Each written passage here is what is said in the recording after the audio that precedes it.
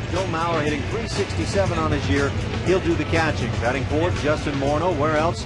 100th RBI in last night's game, including his 30th home run. Those 100 ribbies tied for third in the American League. Morneau is at first base. DH this afternoon, bats fifth. That's Jason Kubel. Batting sixth, playing in right field, Michael Kadire. Delman Young is in left field, batting seventh. Brendan Harris bats eighth and plays at third base, and the second baseman Nick Punto will bat ninth. Doing the pitching, right-hander Scott Baker having a nice year, 13-7 with a .434 ERA, 0-2 lifetime against the Toronto Blue Jays. And for those Jays, Cito Gaston has in the leadoff spot today Joe Ingles getting a start at second base, hitting .293 on the year. Batting second, first time for Travis Snyder. He's in right field.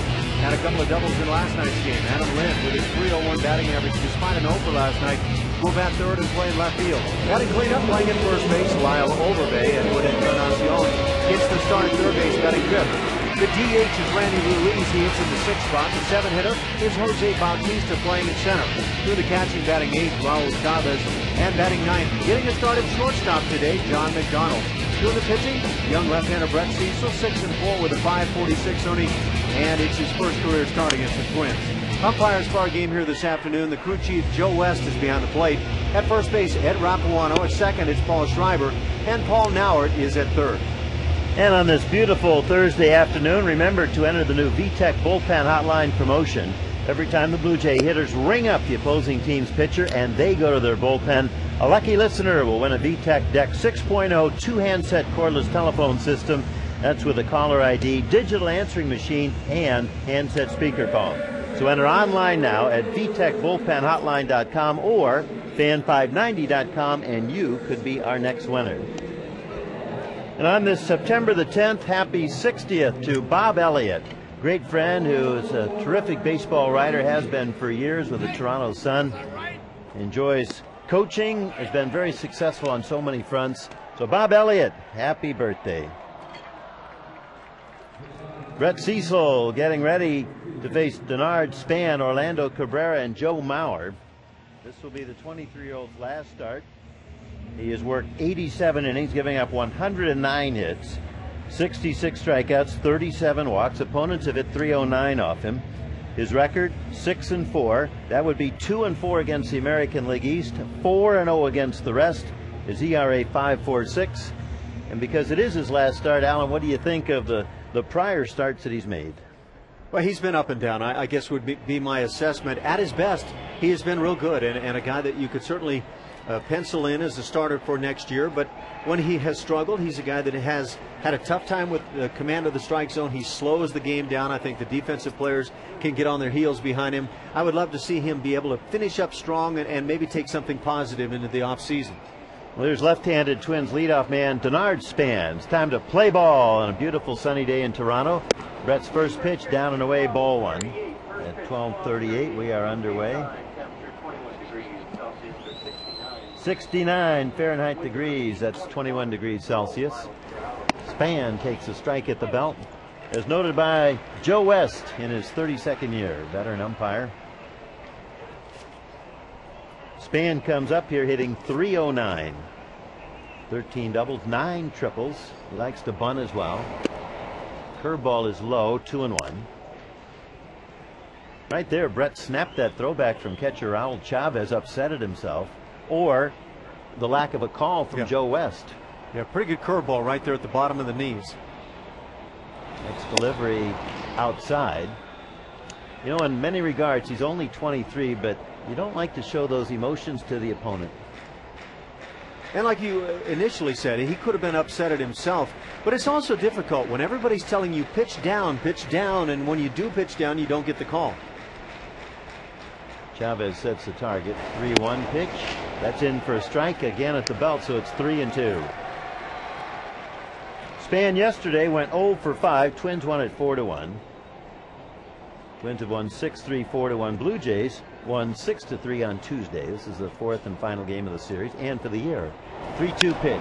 Hit on the ground out to second. Joe Ingles gets in front of it. Snaps the throw to first. One down.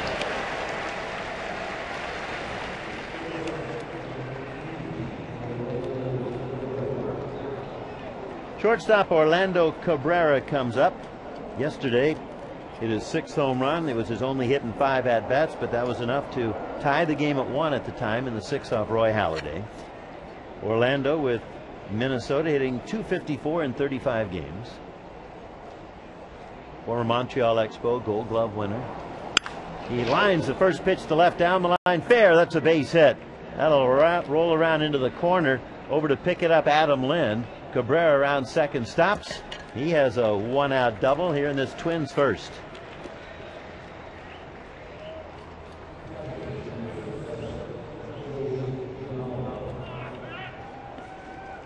Batter now is left-handed hitting Joe Mauer.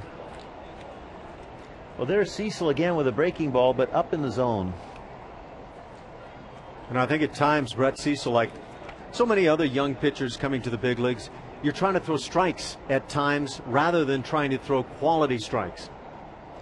Here's your league leader in hitting. Mauer checks in at .367, a 10-point lead on the great Ichiro Suzuki out in Seattle at .357.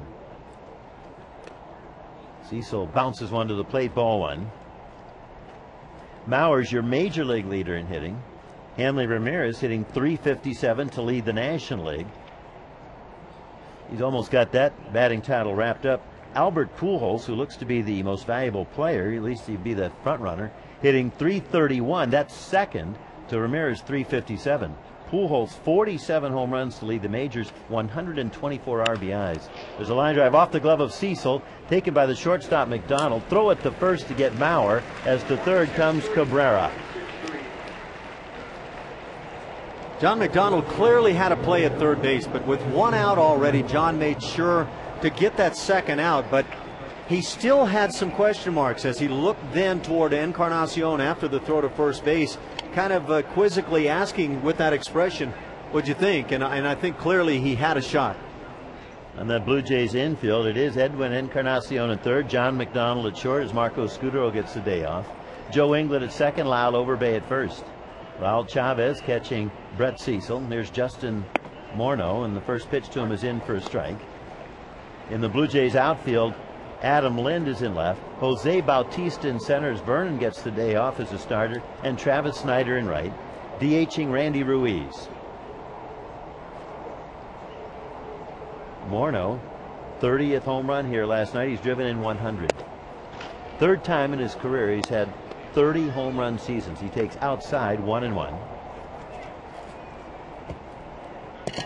Justin hitting .279 with those nice round numbers, 30 and 100. 70 walks, on base percentage .366, well above the league average.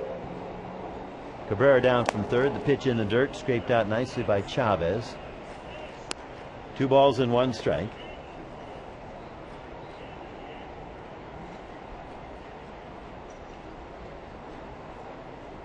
Justin yesterday, the 1-for-4 night, but his home run broke the 1-1 tie, hit it off Halladay in the 8th inning. Fastball grounded weakly toward the mound, taken by Cecil, turned, throw it to first, low, dug out of the dirt beautifully by Overbay, and the inning is over. There's the value of Lyle Overbay and that slick fielding presence at first. No runs, a double left at third. We go to the bottom of the first. Blue Jays coming up. No score with the Twins as you're listening to Blue Jays Baseball on the Fan Radio Network.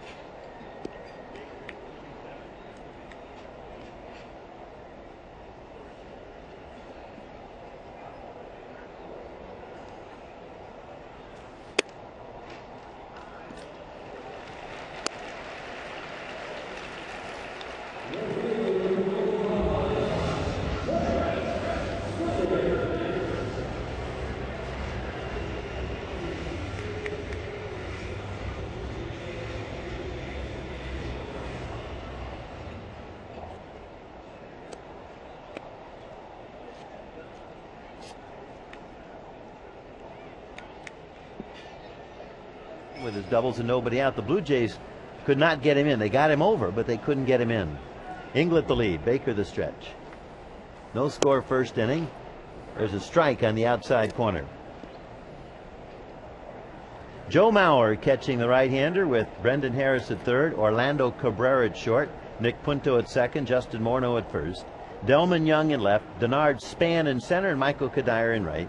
The DH is Jason Kubel. He'll lead off the second inning. Fastball outside, 1-1.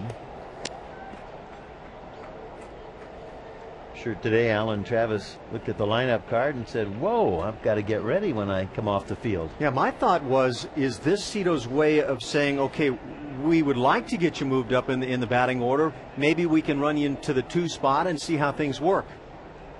Inglet doesn't go. Curve is in there for strike 2 called. I just simply say to Travis, act like last night as often as possible. Go up, have fun, use your instincts, and stop thinking so much during the game. Snyder, one of 4 straight left-handed hitters to start the game against right-hander Baker. On deck, Lind and Overbay. Morneau holds on Inglet. Pitch on the way, high. Travis has hit 3 home runs since his return from AAA Las Vegas. He had 3 before his demotion.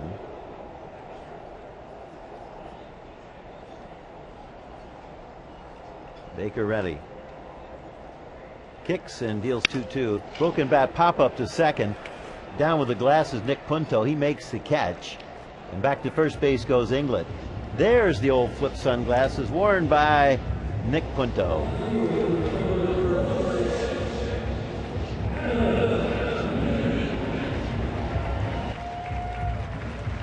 We were talking about that the other day. You don't see that too often anymore. You got the band around the back of your head, and the glasses are up underneath the bill of the cap. And right there you could see Punto go back. He read the ball off the bat, then went up with his finger and flipped those glasses down and used that then as protection from the sun. So many of the players anymore have more stylish glasses you can wear at all times. No score first inning. Blue Jays and Twins. Adam Lind takes ball 1. And now it's a rarity to see that. Yeah, that was the only thing they had some years ago. Lind comes up here hitting .301. Only Blue Jay in the lineup with an average above 300. He takes it low from Baker, 2-0.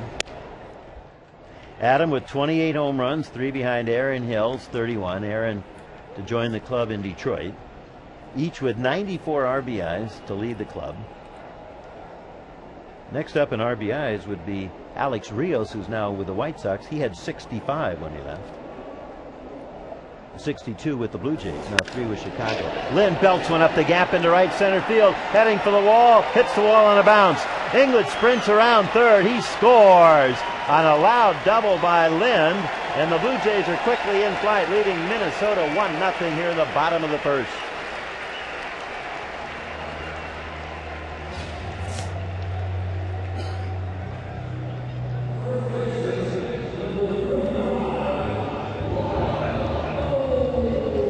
Baker tried to come in just a little bit, didn't get it all the way committed to the corner, and Adam Lind made him pay. There's that ability to pull when the pitch is in. There's your new RBI leader, 1 more than Aaron. Adam just 5 away from that coveted 100 RBI mark. And for Lind, his 46th double. There's only 1 hitter in the major leagues with more doubles than Adam's 46. That would be Brian Roberts with Baltimore. He has 50. Batter Lyle Overbay. Lind the lead at second with 1 out. Overbay takes a fastball outside, ball 1.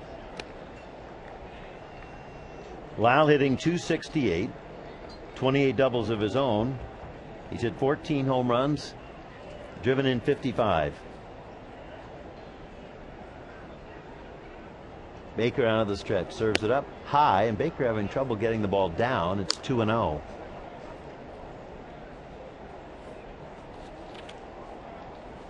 Back in Arlington on a Wednesday night, when Overbay homered in the 4th inning, it gave him career home run number 100. He's hit 61 of those wearing a Blue Jays uniform. Takes a strike, 2-1.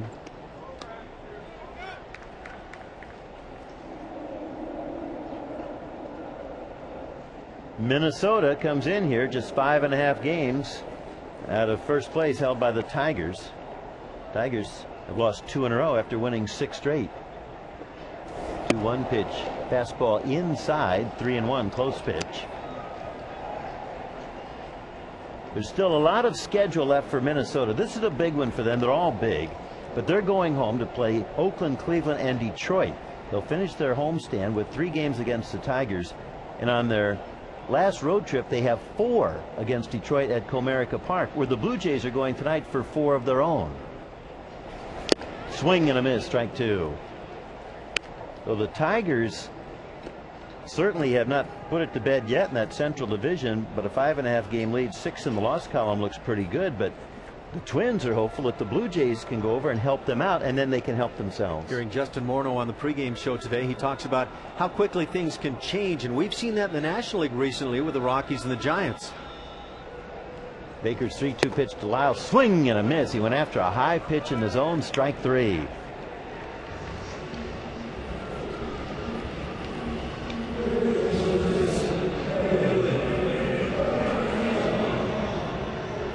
Here's Edwin Encarnacion. In the wild card chase, Boston has a 2-game lead on Texas. The Blue Jays still have 3 games to play at Fenway Park, where they have not won in more than a season. They've lost 6 this year, and their last one last year. Colorado now with a 4-game springboard over the Giants in the National League wild card race. Edwin Encarnacion takes strike 1 called in this Blue Jays first inning. Baker walked Joe Inglet on 4 pitches, and a pop-up later, Adam Lind doubled Joe home, and it's 1-0 Blue Jays over Minnesota.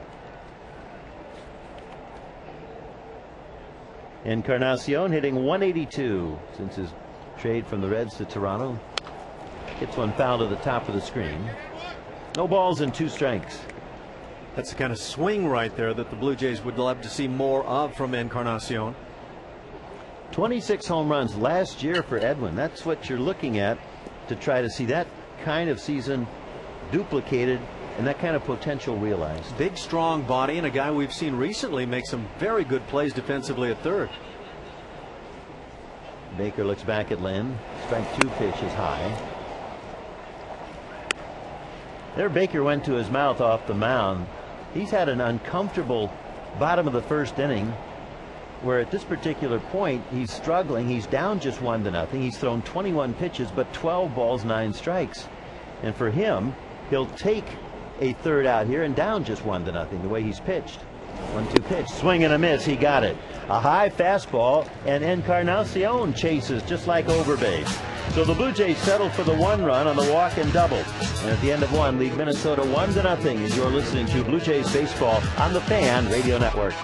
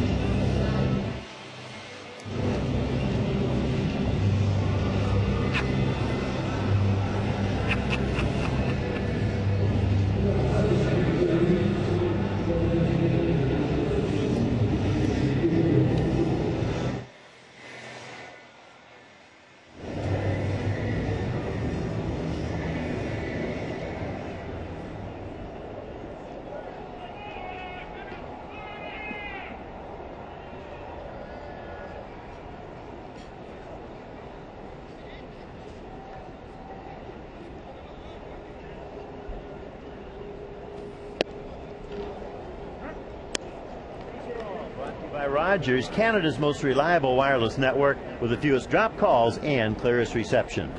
Jason Kubel takes strike one called, leading off the Twins' second inning. Blue Jays lead at 1-0.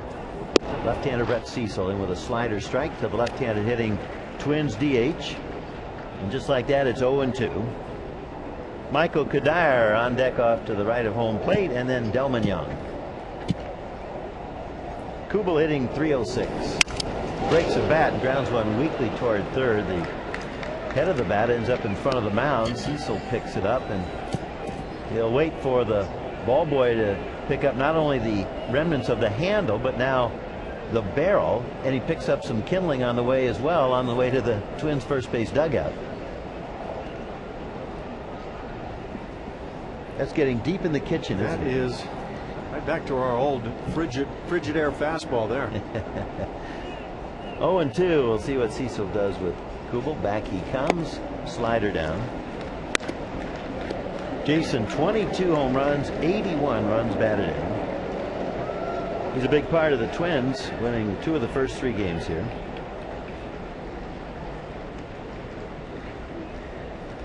Chavez sends down the signs. And the 1-2 pitch very high.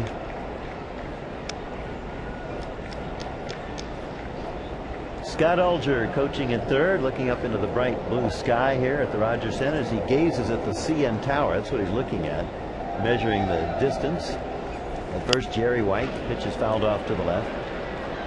Highest freestanding structure in the world, the CN Tower. And right next here to the Rogers Center, which opened June the 5th, 1989, now over 20 years old. First the Sky Dome, now the Rogers Center. Cecil back, 2-2, slider, strike 3 called. Joe West has a high strike zone today, 1 down. Joe West might feel like he better adjust because both pitchers are pitching up so much. When a catcher comes out of the squat position to go up and catch it, that's usually a ball. As a catcher, you want to keep from doing that. Chavez started up a little with the body, and typically that will be an immediate call for the ball. Michael Kadire, strong right-handed hitter, fouls one to the screen, strike 1. Here, Blue Jays 1, Twins nothing. Just starting the game. We're in the second inning. Kadire hitting .269 yesterday in his first pinch hitting assignment. Doubled home, 2 in the 9th inning. That made it 4-1 Twins. That was enough to beat Roy Halladay. The pitch is inside. It's the first time in the Twins history they had beaten Roy. He was lifetime 8-0 in 12 games, 10 starts. Fastball for a strike outside corner, 1-2. Halladay struck out 9, walked only 1. Gave up the home runs to Cabrera and Morneau and the 2-run double in the 9th. Cecil's pitch looped down the right field line. That's dropping fair. A base hit. Over to cut it off is Snyder. On his way to second, Kadire. 2-3-4 bounce throw, not in time. As coming in with a double with a slide is Kadire.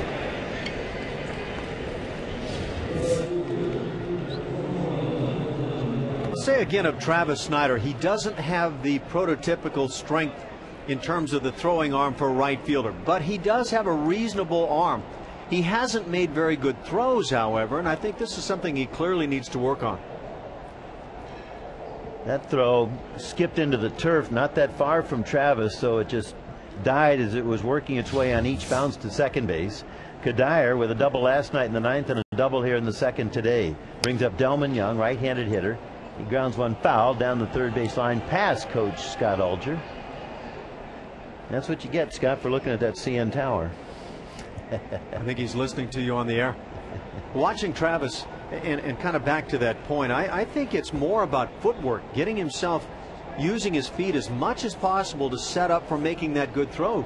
You coach basketball, you know that's a huge part of it. Yeah, it all starts with your footwork. The pitch is a strike. And you're right, that's where Travis comes up here. Now is just get through the season, do the best you can. But these are benchmarks for his coaches, his manager, and him to work on next spring. Great chance to get better. And that's what this is all about. You have to have a takeoff point somewhere and then start to try and feel comfortable. Blue Jays 1, Twins nothing, second inning. Fastball swung on and missed. He struck him out as Young goes after a high fastball.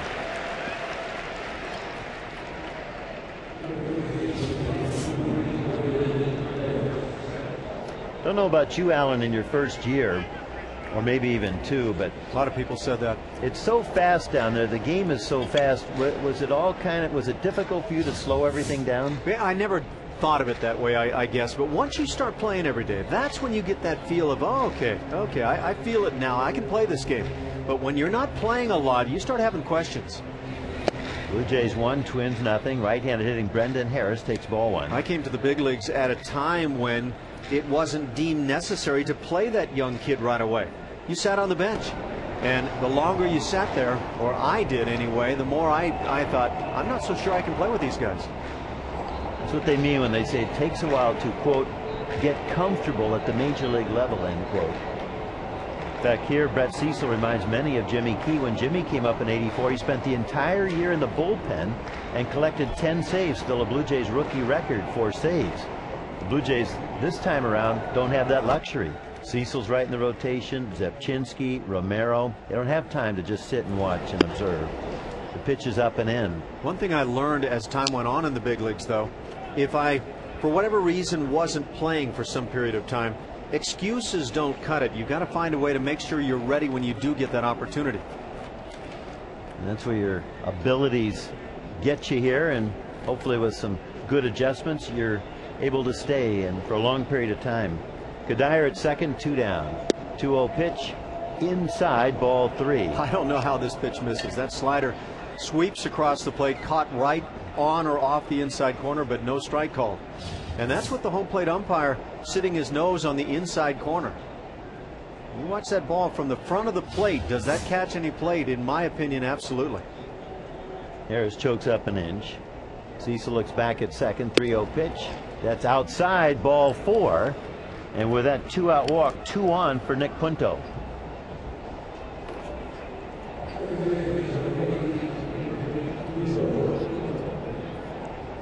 Bottom of the first inning, Scott Baker on 4 pitches walked Joe Inglet, and a pop-up later, Adam Lynn doubled up the gap into right center to bring Inglet home without a throw.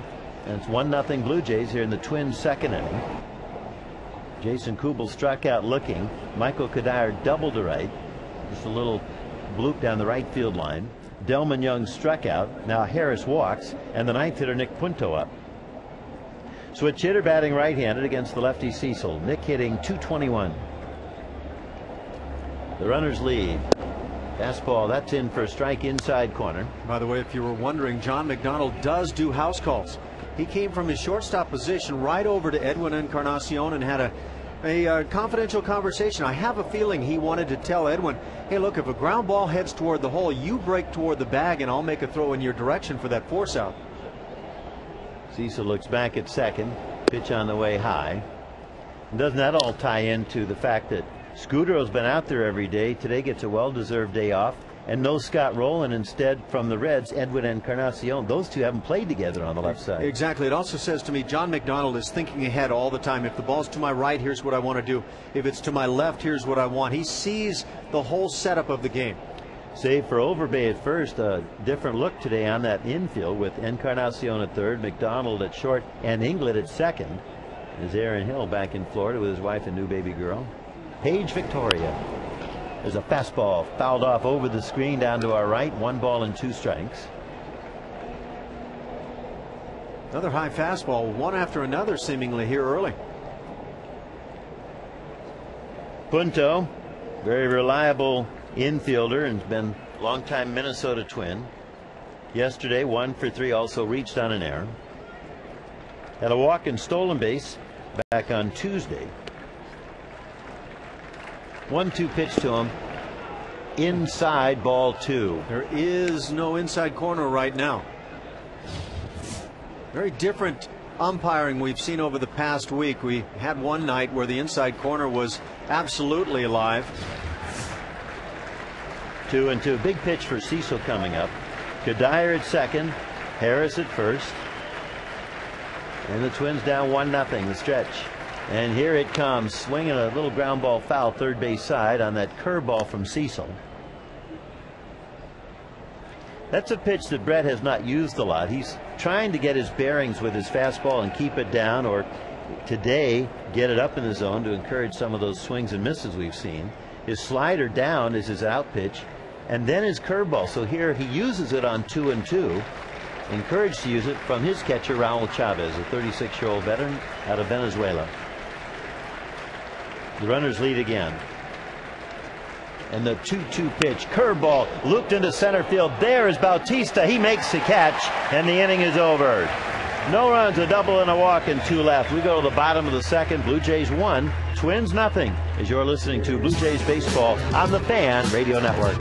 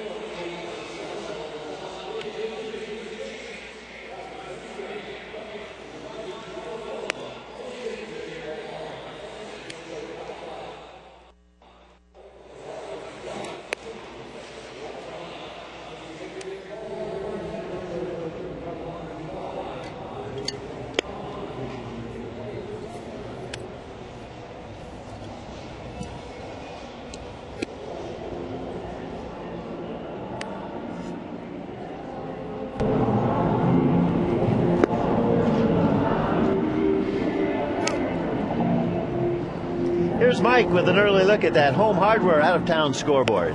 Well, Jerry, all the action is coming up a little bit later on.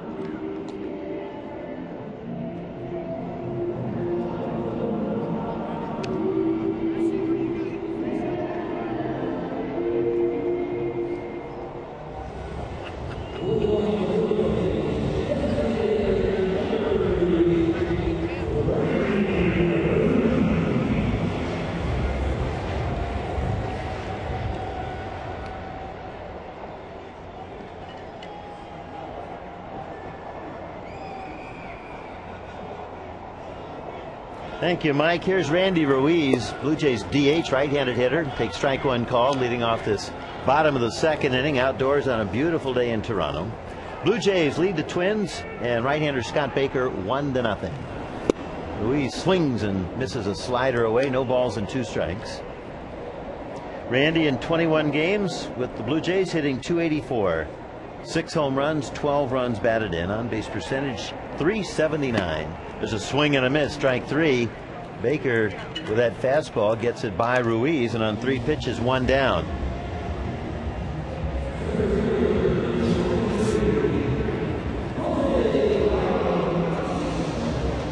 Again up with the fastball. Baker's had a tough time, and if the Blue Jays could lay off the high stuff right now for a while, it would certainly do them well. They might draw some walks. That is 3 straight strikeouts swinging on high fastballs. Jose Bautista swings and misses strike 1. What a difference a first inning makes. Baker struggles, throws more balls than strikes, gives up an RBI double to Adam Lind, and there he is, Lind at second base with 1 out, and Overbay and Encarnacion both strike out on high fastballs instead of perhaps drawing walks. The pitch is outside. Lyle offering on a couple of fastballs clearly up out of the zone. In either case, they were not strikes. Bautista hitting .223 in 90 games. He has 4 home runs, 21 RBIs. He lines a base hit to left center field, and with top spin, that rolls all the way to the 375 sign. It's picked up by Span. He throws it back to the infield, and Bautista has a 1-out double in this Blue Jays second inning.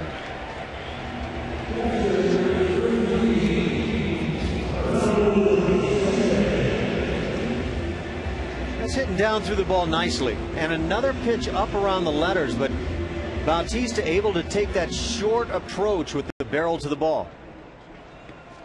With that, Jose, double number 11. That brings up Raul Chavez. Blue Jays trying to add to a 1-0 lead over the Twins here, and split this 4-game series down the middle and end the 8-game homestand 4-4. They split 4 with the Yankees to start it. Fastball for a strike. Tomorrow night on Friday, the Blue Jays are at Comerica Park in Detroit. And then in a couple of Fridays, September the 25th, the final Flashback Friday, Jose Cruz Jr. will be on hand as the Blue Jays wrap it up against the Seattle Mariners. Strike one pitch, hit foul down the left field line, 0-2. I grew up with Jose Cruz Jr. being a part of the clubhouse in Houston, and his dad Jose, a teammate of mine for a long time, great teammate, and Jose Jr., boy, he and one of his brothers, they were always around and always playing ball. He was some kind of phenomenal athlete early. And Senior is still coaching at first base for Houston. Long-time first base coach since, I believe, the first year in doing so, 1997.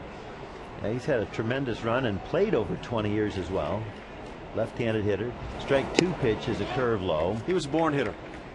He had techniques that maybe didn't fall in standards of what people consider, but what he did, he kept his hands back and was always ready to use his hands to hit.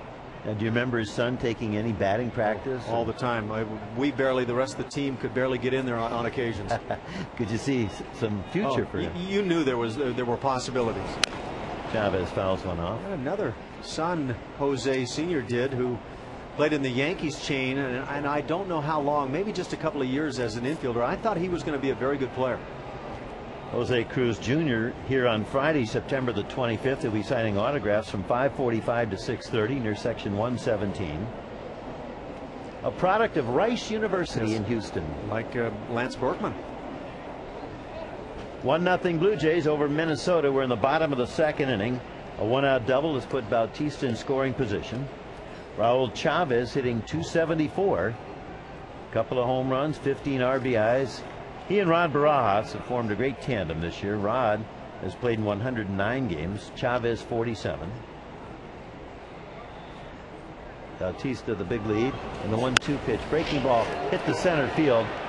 Under its Span. Bautista to tag. Span the catch. Jose bluffs. And the throw comes on to third and cut by the shortstop Cabrera. Good job nonetheless by Bautista. Force the pressure on the center fielder. You never know as he sets up to try to make a catch and a quick throw.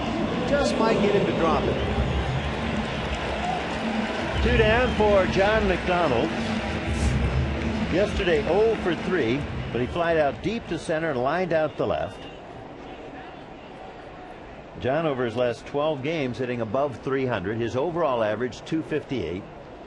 Gets the start at shortstop today for Marco Scudero. Gets a well-deserved day off. Marco's had just 3 games off. Blue Jays 1, Twins nothing, second inning. Scott Baker's pitch and a curveball drops in there for a strike. Adam Lind in the first, double home Joe Inglett's leadoff walk, and that is it. Now the Blue Jays trying to get a double home.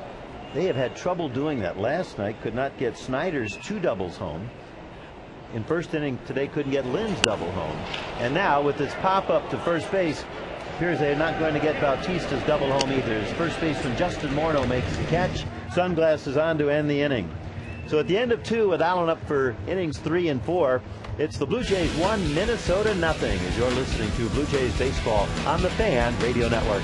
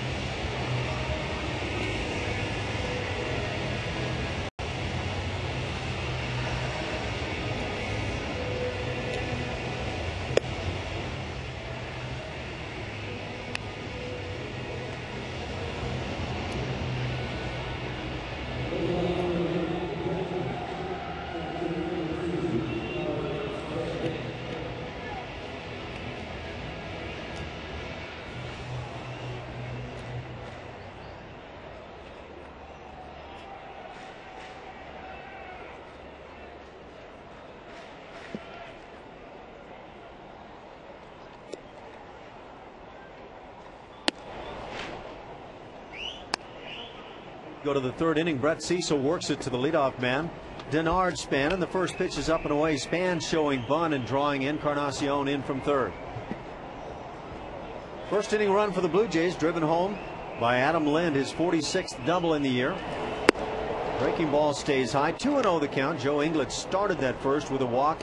Came all the way from first base to score on that gapper to right center. Span on the day, 0 for 1, grounded out to the second baseman Inglet back in the first. Cecil now, after staring in for the signs from Chavez, steps off the rubber. Wants to see him again.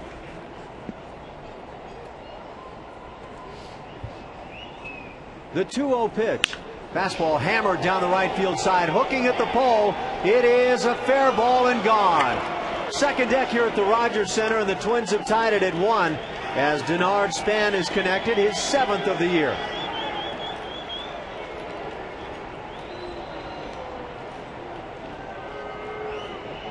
So Span has shown some pop here in the series, breaking out the double swing and now the home run bat.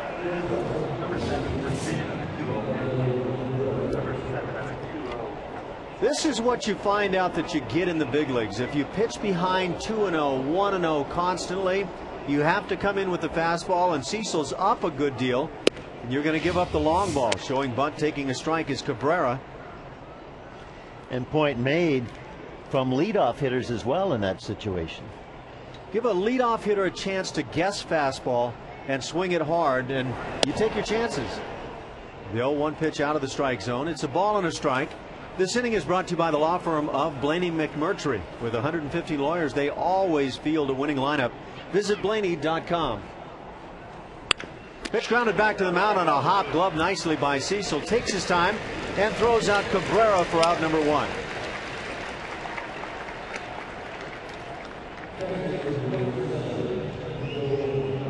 Brings up the 3-hitter. Top batting average in all of Major League Baseball. That's Joe Mauer. Mauer hit it sharply on a hop to McDonald, grounding out to short in the first inning. It is a rare occurrence when Joe Mauer doesn't sting it. First pitch taken for a strike.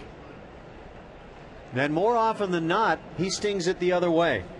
Waits on the ball extremely well.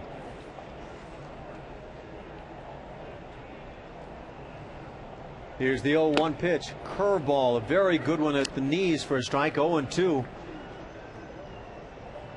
If you're watching on TV, you could see Joe Mauer in taking this strike, the curveball. Body didn't move much. He just stayed back and watched it all the way. The 0-2 pitch, fastball foul down the left field side. That high heat, sometimes 0-2. That is by design. But in watching Brett Cecil this afternoon and so many of his starts, you get the sense it's not by design. It's simply an inability to get the ball down. A run, 3 hits for the Twins, 1 run on 2 hits for the Blue Jays. Just the third inning. Here's the pitch. Fastball got him swinging. So Mauer down on strikes. Out number 2 here in the third inning. Yeah, how fortunate are the Minnesota Twins that in the Twin Cities there, Minneapolis, St. Paul, Joe Mauer grows up and has a terrific presence, and the Twins draft him because the Twins had the first overall pick in 2001, and with that took a native son. Young man that had a chance to be a quarterback all over the nation. As the first pitch here to Justin Morneau is outside. 1 ball and no strikes. So many cities lose great players who go elsewhere. I think of Al Kaline, who was born in Baltimore, but the Twins did not lose out on Mauer. Pitch is popped in the air on the left side. Foul territory coming over Chavez. Encarnacion with the call now and makes the catch. And clearly the easiest play for Encarnacion, but Chavez had the best break on the ball along with Brett Cecil. So that does it for the Twins in the third inning. 1 run on 1 hit, the solo home run leading off by Denard Span. As we go to the bottom of the third, we're tied at 1. You're listening to Toronto Blue Jays baseball here on the Fan Radio Network.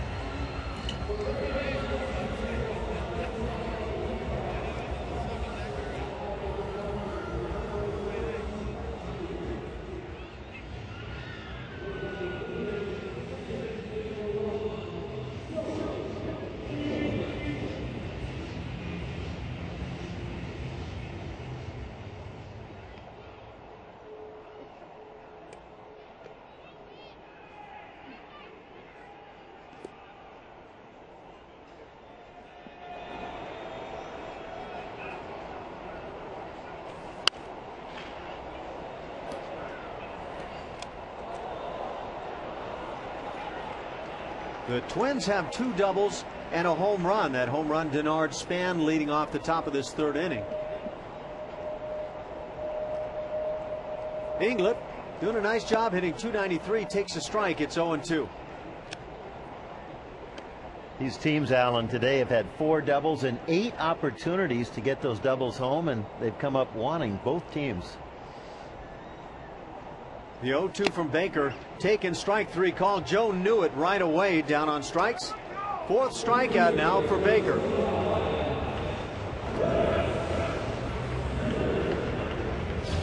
With 1 out, it brings up Travis Snider. Scott Baker, like Brett Cecil, has been up quite a bit in and out of the strike zone. This time he throws a good sinker down and away as his catcher Maurer had set up in. Travis Snider broke his bat as he popped to second in the 1st inning. He swings and fouls it back. A much better swing here for Travis.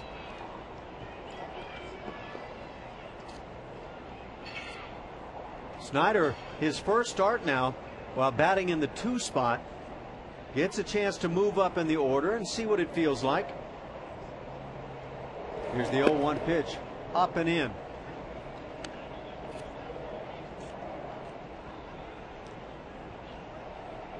Travis with 6 home runs on the year, 17 ribbies, just 21 years of age.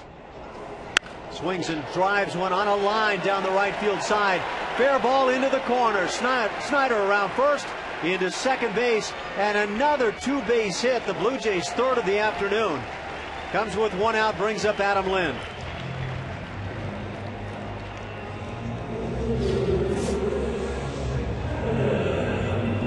For Travis Snider, his 10th 2-bagger of the year. And starting to look a lot better once again with the bat. There is a short, compact swing right there. He has it. I have a personal belief that Travis has been trying to deal with a lot of information, and it can be awfully difficult. Adam Lind 1 for 1 with that RBI double in the 1st inning. RBI number 95 to take the team lead now for Adam as he takes a strike call. Batting average up to .302. With 1 out as a hitter, you're not trying to get the runner over. You're simply trying to drive the run home. The 0-1 pitch. Lind gets jammed, pops it 3rd base side, back of the dugout, as it'll land just a row back of that 3rd base dugout. 0-2 the count now on Lind.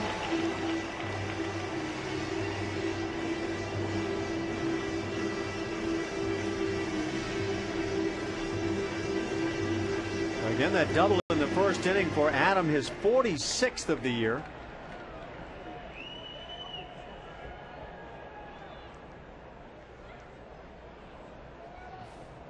Scott Baker gets his sign. Check of Snider at second, and the 0-2 fastball got him swinging up and in. And this time, as Maurer set up in there, you could see Baker bring it right to that spot, trying to get the swing on the pitch up out of the strike zone. 2 strikeouts in the inning, 5 on the afternoon now for Baker.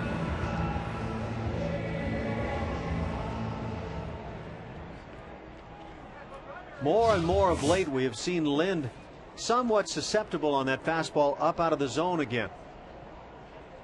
2 down now. Snider still at second base for Lyle Overbay. Cleanup man 0 for 1 on the day with a strikeout in the 1st. Lyle swings, hits it in the air to right field. Coming on is Kadire there now and makes the grab, and that does it for the Blue Jays in the 3rd. No runs, a hit. That was the double by Snider. He stranded at second. We go to the 4th inning, all tied at 1. You're listening to Toronto Blue Jays baseball here on the Fan Radio Network.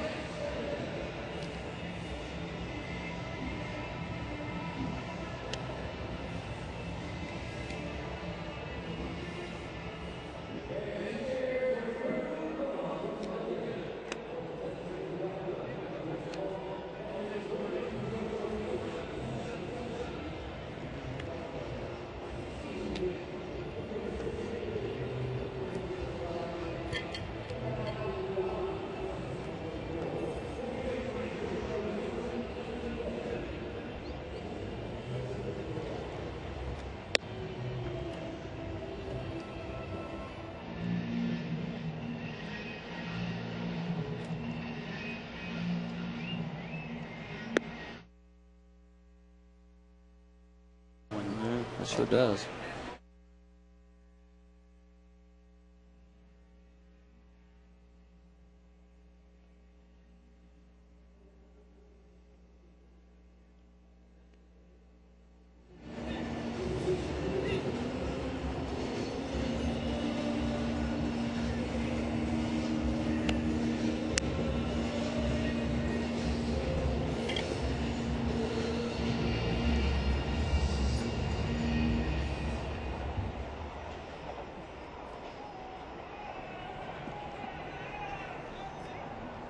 Tied at 1, we go to the 4th inning. For the Twins, 5-hitter Jason Kubel stands in. Strikeout victim looking in the 2nd inning. Brett Cecil set to work it, brings a slider outside. St. Anne's Rogers has phones now with Google apps built right in. Get yours today. You can do it for $79.99. See your Rogers store for all those details. The 1-0 is high. And just like Cecil started the 3rd inning, falling behind 2-0 on Span, who then deposited a fastball into the 2nd deck here at the Rogers Center for a home run. It is 2-0 on Kubel. And the pitch, fastball, a strike called, well placed, down and away.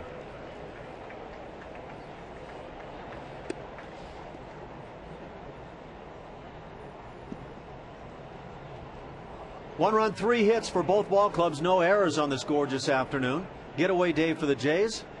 Heading to Detroit for 4 games as the slider is down and away. 3-1 the count. Then on to New York for 2, an off day as the club travels to the Tampa Bay area. And then 3 games with the Rays before coming back home for the final homestand of the season. Baltimore and Seattle in town. 3-1 pitch, good one. Maybe even going through with Jason Kubel. It goes full, 3-2.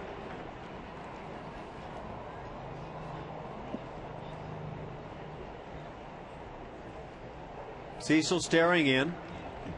And the pitch to the left-hand hitter. Fastball pop foul down the left side. Giving chase. Lind and McDonald. Lind runs out of room.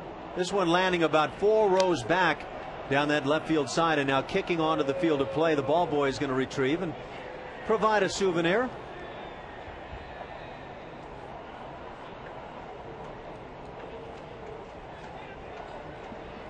When you make your plans to join us here at the Rogers Center, we would love to see you that final homestand. 3 with the Orioles, 4 with Seattle to round it out. 3-2 pitch, lined softly. It's going to drop in right field for a base hit. Leadoff single for Kubel, and for the Twins, hit number 4.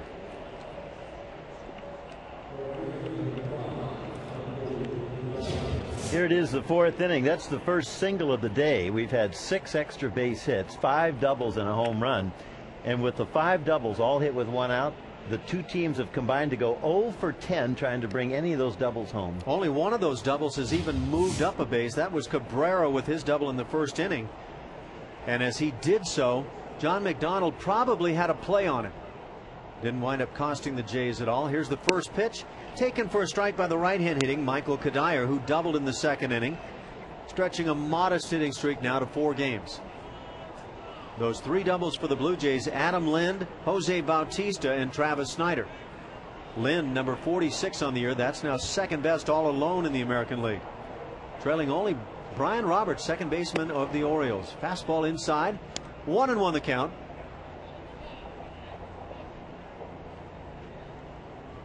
Here in this 4th inning. Why not? Let's check in with Mike Wilner and see what is nearly up on the home hardware out of town scoreboard. Nearly being the operative.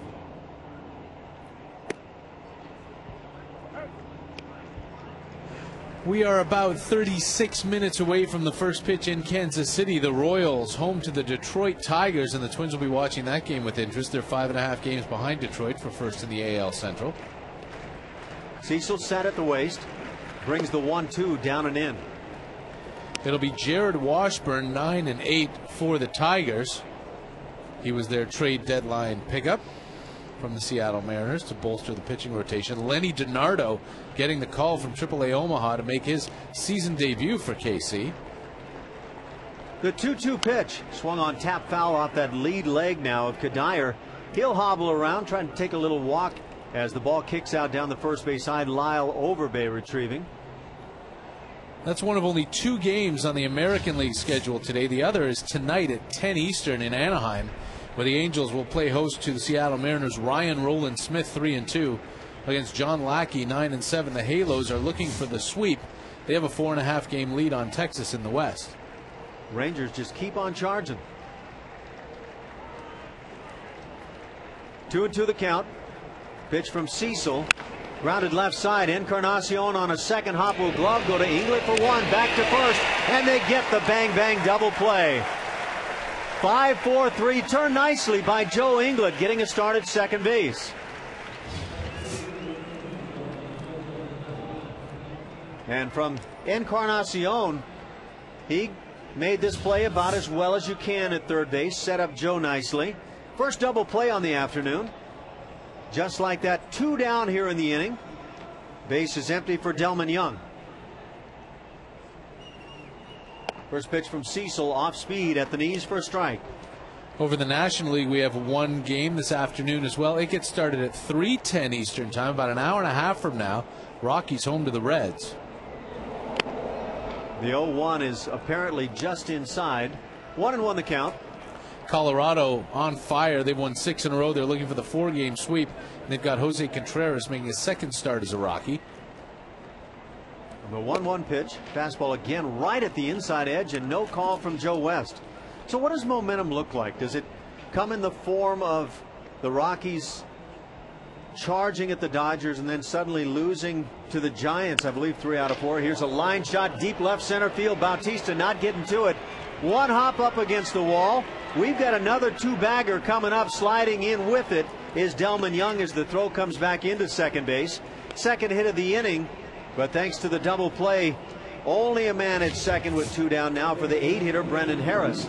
And you know what I'm talking about with the Rockies. They were playing great ball, then suddenly they ran into the Giants and lost ground very quickly, both on the Dodgers and the Giants, and now they've turned it right back around. It's amazing, and that's why, you know, you can pretty much throw out momentum because there are these little blips that destroy it. But the Rockies have been a very good team for a very long time right now, pretty much since they fired manager Clint Hurdle and Troy Tulowitzki got things going again. I would love to hear responses from that team. Harris stands in, takes up and away from Cecil. Would the team say, if you could speak in private with them, well, yeah, Jim Tracy's done a real nice job, but in reality, getting some guys like Tulowitzki healthy and playing well again, probably the larger factor? I don't think there's any question about that. Cecil, a long look at second base, brings the 1-0 change up, a swing and a miss. For me, it always comes down to the players. I think the manager can only have so much of an effect on wins when things are going well, and only so much on losses when things are going poorly. But I'm starting to believe a little differently about that now. But I mean, look at the last 2 weeks. The Rockies have had a 3-game lead. They've been tied. And now they have a 4-game lead. And once again making noise in terms of the division. Only 2.5 back. Here's the 1-1. Change again, this time missing low. And the Dodgers are off today, so if Colorado can complete this sweep this afternoon, they'd be 2 games back of LA going into the weekend. Okay, so you bring up the Dodgers. Joe Torre is the skipper there now, and how much has he meant to their turnaround and success last year in this? Well, I'm sure they'll all tell you he's meant a great deal. He's calm and he's been there before.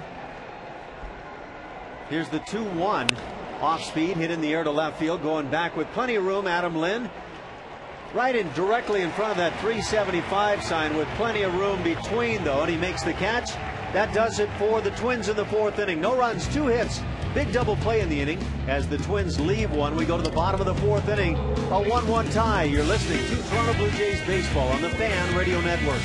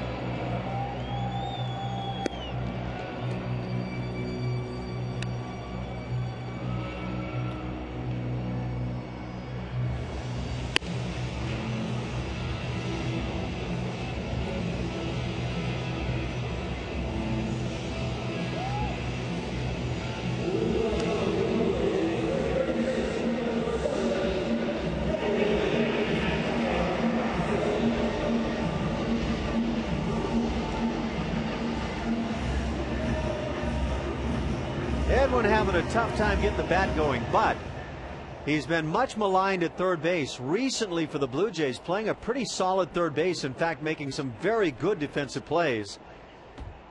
With the 0 for 1 afternoon, hitting 179 now for the Jays. Swings and pops at first base side, foul territory. Morneau with the play, and he'll make the catch, staring up into that sun. 1 pitch, 1 out for Scott Baker.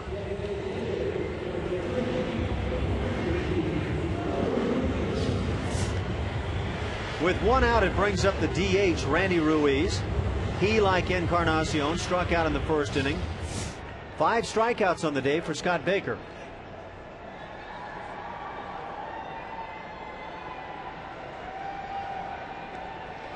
Baker to the plate with a fastball taken right through there for a strike. See, fans, vote for Vernon for that 2009 Roberto Clemente Award. He has been nominated by the Blue Jays. It's an award given to the Major League Baseball player who combines a dedication to giving back to the community and outstanding skills on the baseball field. 1 player is nominated per team, and Vernon Wells again nominated by the Blue Jays. Some of his efforts in supporting the Jays Care Foundation and his newly formed Vernon Wells Perfect 10 Foundation. 1 ball, 2 strikes now, the count on Ruiz. Cast your vote for Vernon at Chevy, that's CHEVY.com/Clemente. Voting ends October 4th. The 1-2 pitch. Fastball fouled back to the screen.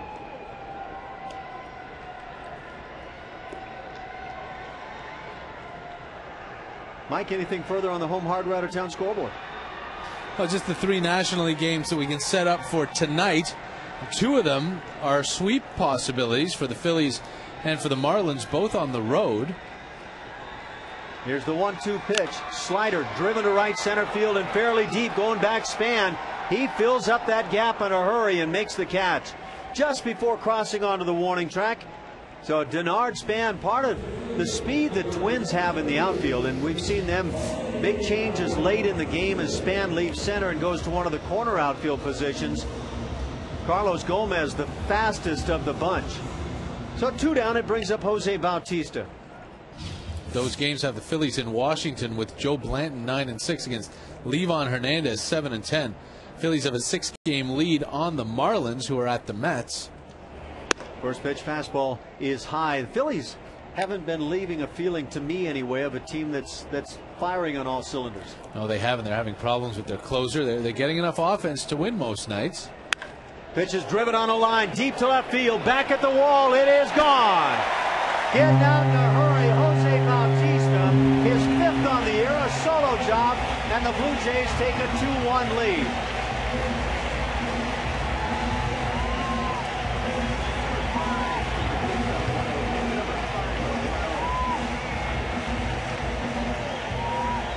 For Bautista, RBI number 22. 6 total bases on his afternoon. He had a double in the 2nd inning. So Bautista getting a start in center field and making it pay off for the Jays. That'll bring up Raul Chavez, 0 for 1. Chavez flied to center in the 2nd inning. Baker to the plate, brings a strike called. Yesterday before their game, the Phillies' Charlie Manuel said that Brad Lidge is still his closer, but then yesterday with a 2-run lead in the 9th, in comes Ryan Madsen to close it out. Here's the 0-1 pitch. Breaking ball left up, but fouled back by Chavez. And pardon me, it was a 1-run lead in the 9th, so Ryan Madsen came in to get the save. So you're wondering what's going on there. Lidge is having just a horrendous season. And again, they're getting enough pitching because they keep hitting home runs, but they don't seem like they are clicking. Here's the 0-2 pitch, fouled back again. Chavez again getting jammed a bit. Yeah, that Phillies team, what now, 4 players with 30 home runs this year? Worth, Howard, Utley, and I think Ibanez hit his 30th the other night. Yeah, and you know, the thing is they've got time to figure it out because they've got a 6-game lead. They've got a cushion, and hopefully it's big enough for them. Slider down and away. Chavez starts the bat and holds it back. If only they had traded for Roy Halladay, then they wouldn't be worried at all. Cliff Lee went 5-0, I believe, at the start with them, and now he has struggled in the last couple of starts. He's lost 3 in a row now. 1-2 pitch again, fouled back. Had lost 2 in a row before last night, and last night he wasn't good. but the Phillies bats were, and they won 6-5. But I'm of the mind that they could have had Halladay and Lee if they wanted to. Yeah, if they had picked up Halladay, you would have to think that odds makers would absolutely have them as the team to beat going on into the World Series. Without question. And next year as well. Yeah. Here's the 1-2 once again. Slider popped in the air on the right side. Second baseman shielding his eyes. That's Punto. He'll come on and make the one-handed grab. And that does it for the Blue Jays in the fourth inning. They get just one hit, but it went for 4 bags. Home run number 5 for Bautista. And they leave nobody. We go to the fifth inning. Jerry once again taking over with a 2-1 Toronto lead. You're listening to Toronto Blue Jays baseball on the Fan Radio Network.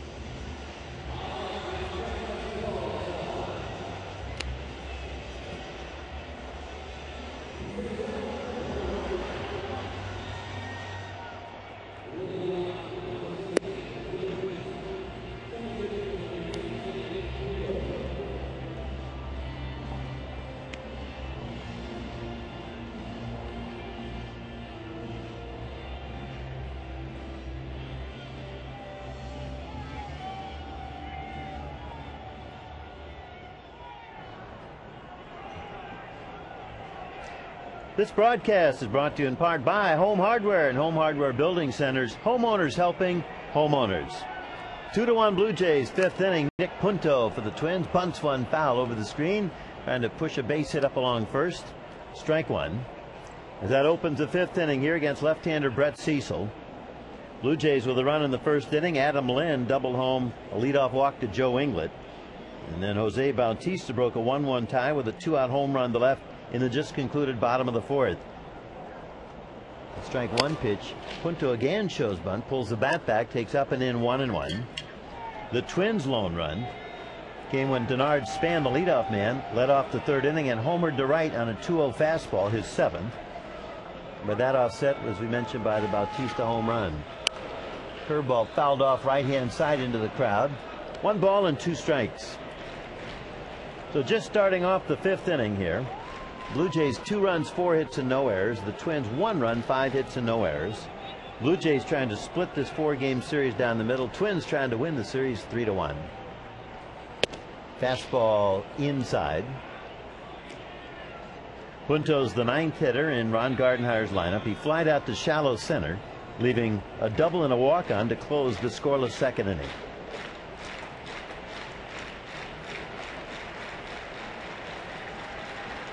Chavez the target. Fastball up and in, ball 3. This is Cecil's last start of the season, what with the pitch count and just 23. His last start here was against the Yankees on Saturday, when 4 1/3 innings gave up 3 runs on 7 hits. And he's back 3-2. Pitch is popped up foul first base side. Overbay gives chase to the dugout. Can't quite get there as he runs up against the camera bay. Good effort and a life for Punto. Jerry Howarth along with Alan Ashby and Mike Wilner, with our engineers here, Tom Young and Dylan Brown, outdoors on a beautiful day here in Toronto, with Joe Cecilia and our intern Pat Schmutty, along with Kelly O'Leary welcoming you to Blue Jays baseball here on the Fan Radio Network. Great to have you with us, and very happy to have you with us on the internet wherever you happen to be. There's a ball fouled off third base side. A full count on Punto. The Blue Jays tomorrow night in Detroit. We're on the air at 7 o'clock Eastern. Give you the lineups and first pitch. A couple of left-handers. Nate Robertson 1-1. Brian Talent 6-9. 3-2 pitch. Sliced over first. That's a fair ball base hit. Punto hits first base on his way to second. Snyder picks it up. Flips back to the infield. And Punto has yet another double in this game. His first. But for Minnesota, it would be their fourth. Another potential throwing possibility there for Travis Snyder. This time it looked like he got the feet in position and then couldn't make a clean transfer to that throwing hand. And so all in all, it's just simply not working consistently at all for Travis. But you'd love to see him start making some good throws to the bags, forcing other teams to think about whether they take an extra base. And there's a situation, Alan, that Cito did not want to get into with a young outfielder moving back and forth from left to right field. Now, I would love to see, just based on future possibilities for lineups for the Blue Jays, I'd love to see right field for a while.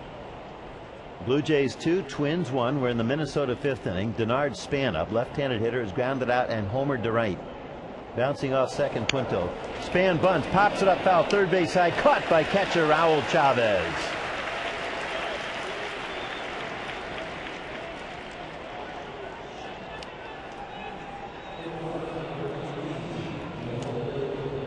There's that simple bunting game to move runners up that in actuality isn't all that simple.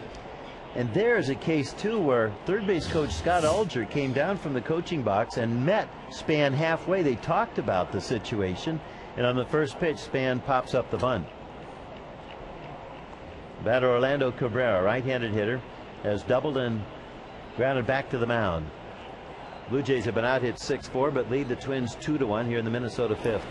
Cabrera takes a high fastball. I think a lot of folks might have this mental image of the Minnesota Twins, and they do everything well, and so therefore they bunt well and they move runners when they need to and they score them from third.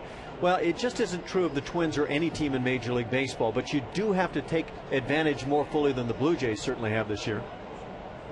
Cabrera ready, so is Cecil. Punto big lead, and that forces Cecil to step off the rubber and pay a little more attention to Punto at second.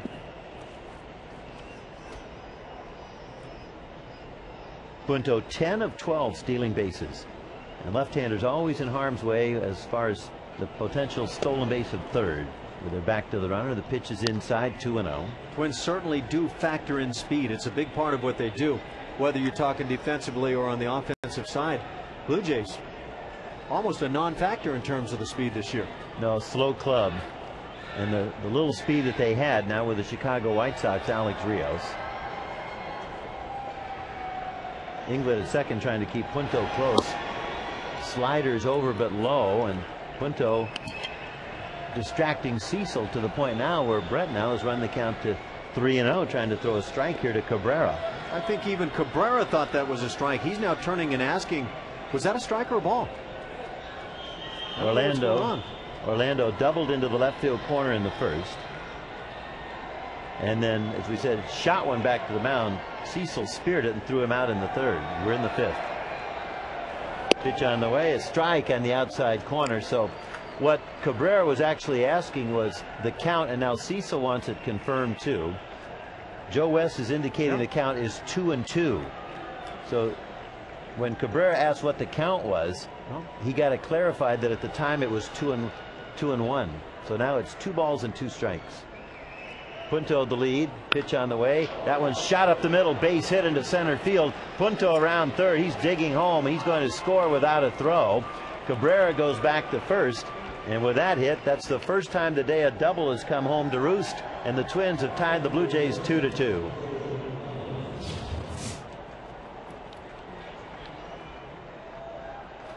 Really not a bad curveball, trying to bend its way down around the knees, but hit very sharply back to the hill.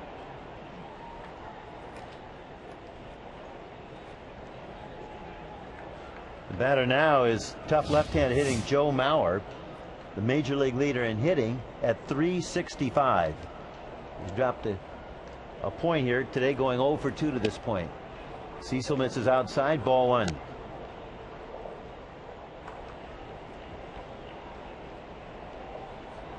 The Twins were 0 for 6 hitting with men in scoring position before the single by Cabrera. Orlando's had a good series here. The home run yesterday off Halladay, part of a 4-1 win for the Twins. First time they've ever beaten Halladay. He was lifetime 8-0. Ground ball down to first. Overbay has it to second one. Cecil does not get over to cover first, so there's no return throw from McDonald as Mauer safely across, 2 down. You know, this isn't a situation that we're just seeing once or twice a year. This has been somewhat epidemic for the Blue Jays' young left-handed pitchers here over the last even couple of months, just not covering first base instinctually. This is a double play presented, Jerry. There's no question about it, and Cecil doesn't break.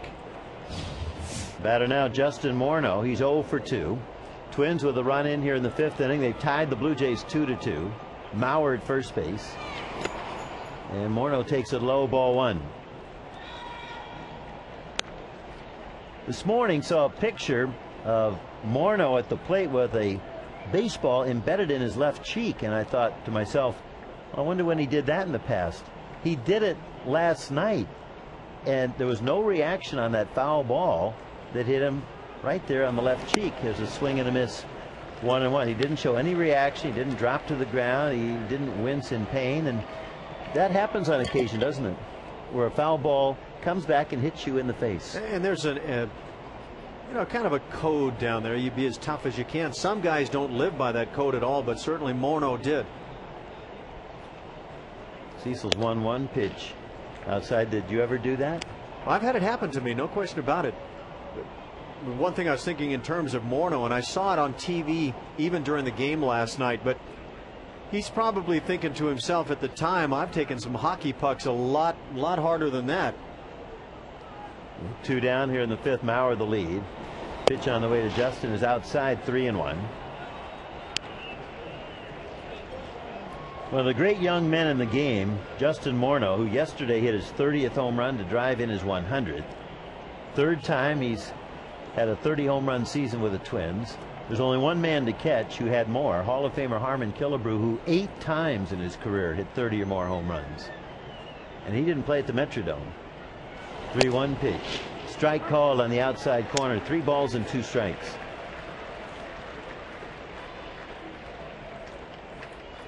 But 2 human beings in the same, cut from the same cloth, Harmon Killebrew and Justin Morneau. Killer had nowhere near that same size that Morneau has in terms of height, but Killer was just a rock at Gibraltar. 2 men of character. Mauer the lead. There he goes. 3-2 pitch to Morneau. Popped up foul. Got in on his hands. The ball down to our right, 200 level.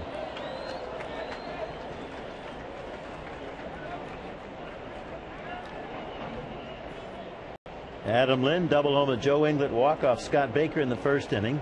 Denard Span led off the 3rd with a home run off Cecil to tie it. Jose Bautista 2-out bases empty home run to left in the 4th for the lead.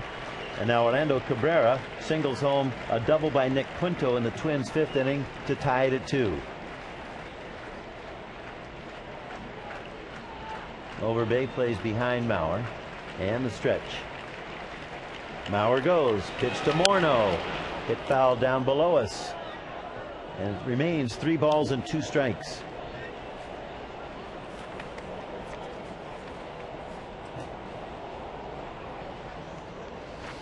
Justin wearing a Justin Morneau, I beg your pardon, wearing a number 33 for his hero growing up out in British Columbia. Larry Walker from Maple Ridge, Justin from New Westminster. 3-2 pitch. That one sent foul, 3rd base side again, out of play. That foul ball almost knocked the fan backwards. He tried to make that catch, and the ball hit him in the chest, and now he's got to sit now next to his honey and explain what happened on that. Honey, I'm really tough, aren't I? See how hard I tried? She's not buying that. No. I'll get you a hot dog. Cecil the stretch. Again, a look at Mauer. who goes 3-2 pitch. Ball's hit to center field, deep but playable. Back goes Jose Bautista as Vernon gets the day off in center. Jose makes the catch, and the Twins held to a run on 2 hits. We go to the bottom of the 5th. That's enough to tie this one 2-2 in Toronto as you're listening to Blue Jays baseball on the Fan Radio Network.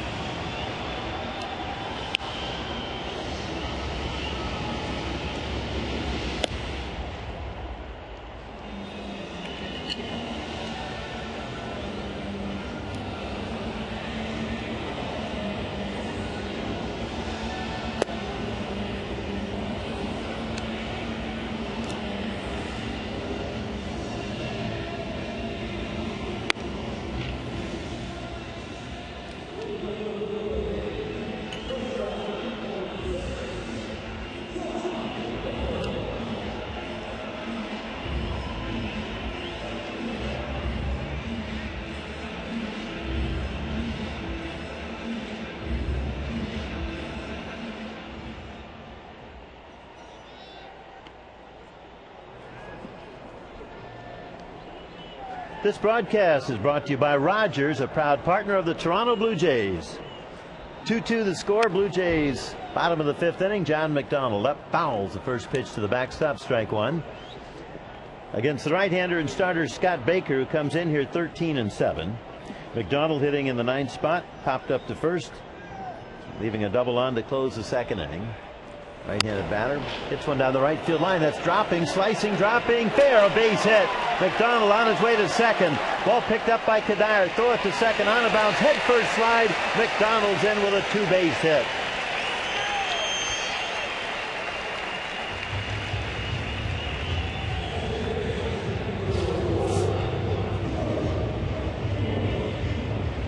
Surprised we're not playing a double dip here this afternoon with all the doubles going on. This is the 4th double for the Blue Jays. They have yet to bring one home. The Twins, Nick Punto in the top of this 5th inning with the Twins' 4th double. And then an out later, Orlando Cabrera did bring that first double home for the game. So a 2-2 tie. Deuces abound. Here's Joe Inglet, who has walked and scored on an Adam Lynn double and struck out. Joe swings and fouls it to the backstop, strike 1.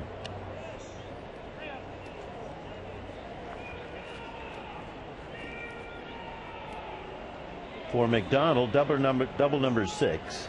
Inglet up here, getting the start at second base. Aaron Hill to join the ball club in Detroit.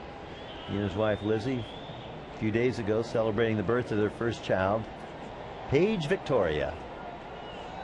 Baker looks back at second, strike 1 pitch. Hit on the ground weakly to first. No play at third, so Morneau takes it to the bag himself to get Inglet, who advances the runner with the ground ball.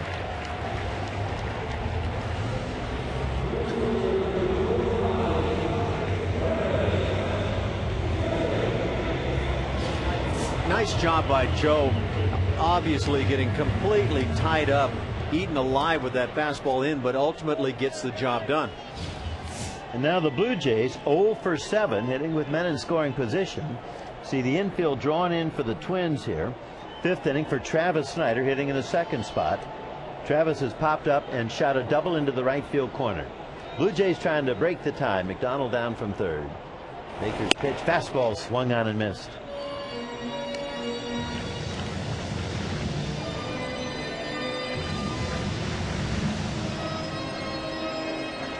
Travis hitting .234, 17 RBIs. He has hit 6 home runs. Pitch on the way to him is up and in, 1-1. Baker comes in here not only 13-7, he's won his last 7 decisions, and in his last 11 starts he's pitched to an ERA of 3.04. He's 11-1 in his last 18 starts, and the loss was to the Yankees. No disgrace there. Snyder takes a fastball outside, 2-1.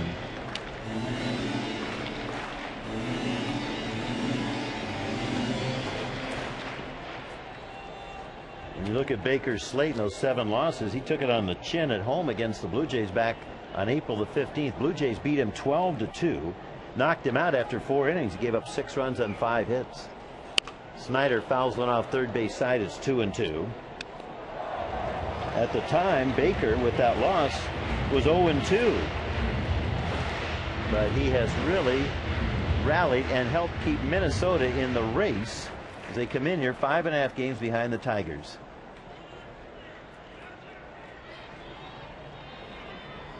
Baker today, 4 strikeouts and a 5th against Adam Lind in the 3rd inning. 2-2 pitch is inside, half swing. Snyder does not go around, and it's 3 balls and 2 strikes. That's what Baker does well. Today, 5 strikeouts, 1 walk. The walk was to Joe Inglet to start the game, and that immediately cost him a run on a 1-out double by Lind. Baker 140 strikeouts and only 36 walks. He's looking for a strikeout here with 1 out and a runner at third. Full count pitch to Travis, foul back, just got a piece of it.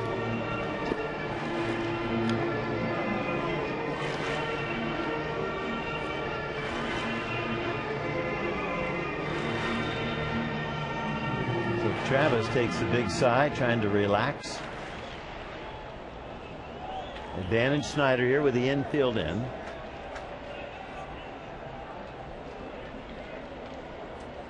Baker keeps the glove at the chest to look at third.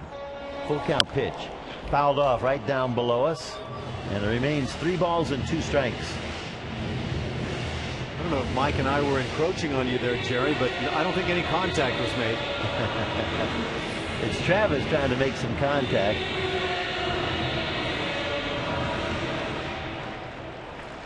Twins 2 runs, 7 hits, no errors. Blue Jays 2 runs, 5 hits, no errors. Bottom of the 5th inning. McDonald a leadoff double. Advanced to third on the Inglet ground ball. Now Baker the stretch. Full count pitch again to Travis. High, a breaking ball, ball 4. Fine plate appearance to bring up Adam Lind.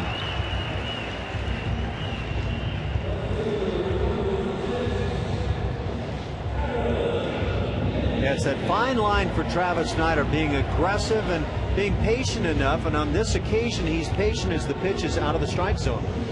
He went right down to first, and Coach Dwayne Murphy came right up to him and bumped knuckles with him. He had fouled off some nasty pitches there to earn that walk. Kept the body quiet while taking that final pitch. So here's Lind. Adam has doubled home a run and struck out. Blue Jays 2, Twins 2, 1 out, bottom of the 5th inning. Roof rolled back, beautiful sunny day in Toronto. Fastball strike on the outside corner.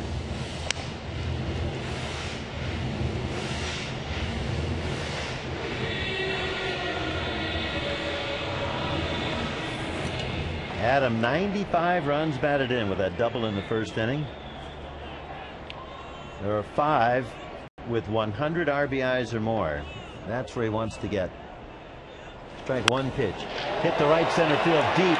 Back for it goes Michael Kadire, fighting the sun with his glove on the track. Makes the catch in front of the fence. Tagging McDonald. He scores. Back to first base goes Snyder, and the Blue Jays carve out a 3-2 lead over Minnesota as Lind with RBI number 96.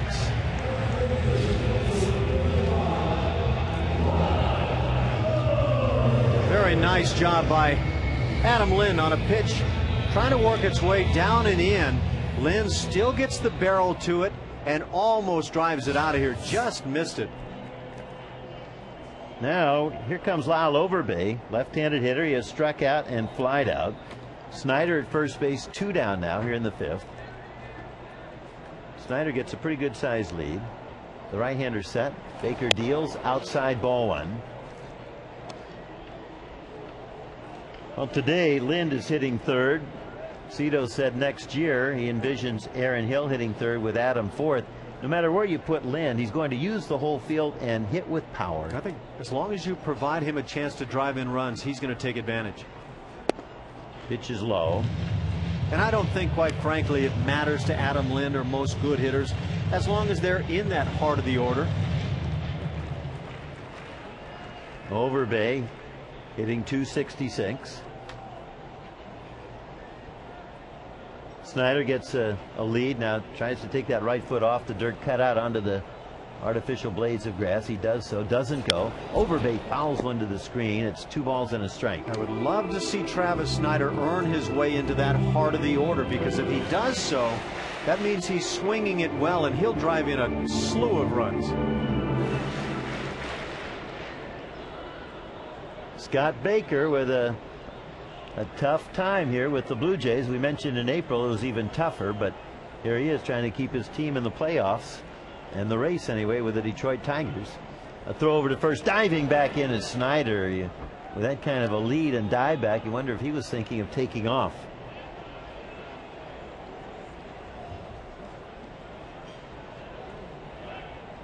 Snyder has attempted 2 stolen bases this year. He's been caught once and was successful once. 21-year-old gets his lead. Baker the stretch. Travis does not go 2-1. Pitch belted into center field, but flipping down the sunglasses, drifting into left center is Denard Span to make the catch and end the inning. But the Blue Jays get a double home, and that's enough to give them a 3-2 lead over Minnesota into 5. You're listening to Blue Jays baseball on the Fan Radio Network.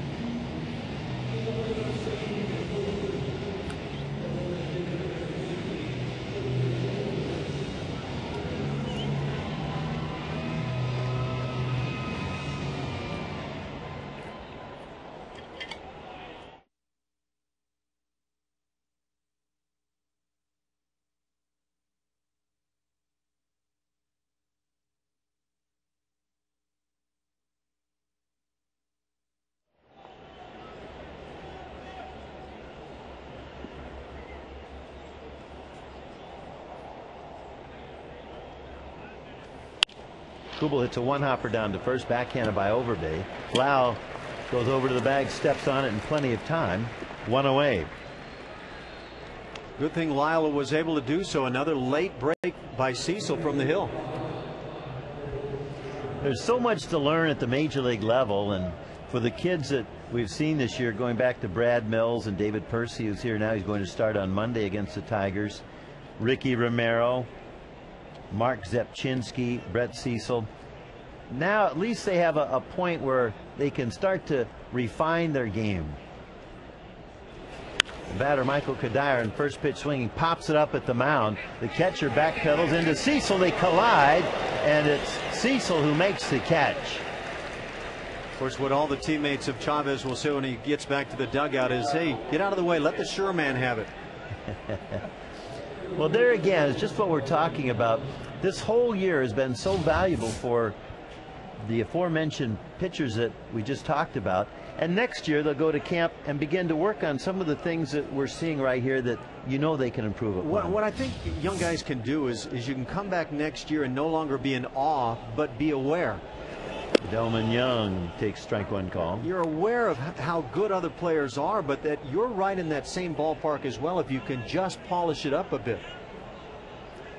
Blue Jays 3, Twins 2. Young has struck out and doubled. 6th inning. There's a ball golfed into the air into left center field. Bautista subbing for Vernon today. Sunglasses on in center. He makes the catch. A quick 1-2-3 inning for Cecil, and he got a put out as part of it. Bottom of the 6th we go. Blue Jays 3, Twins 2. You're listening to Blue Jays Baseball on the Fan Radio Network.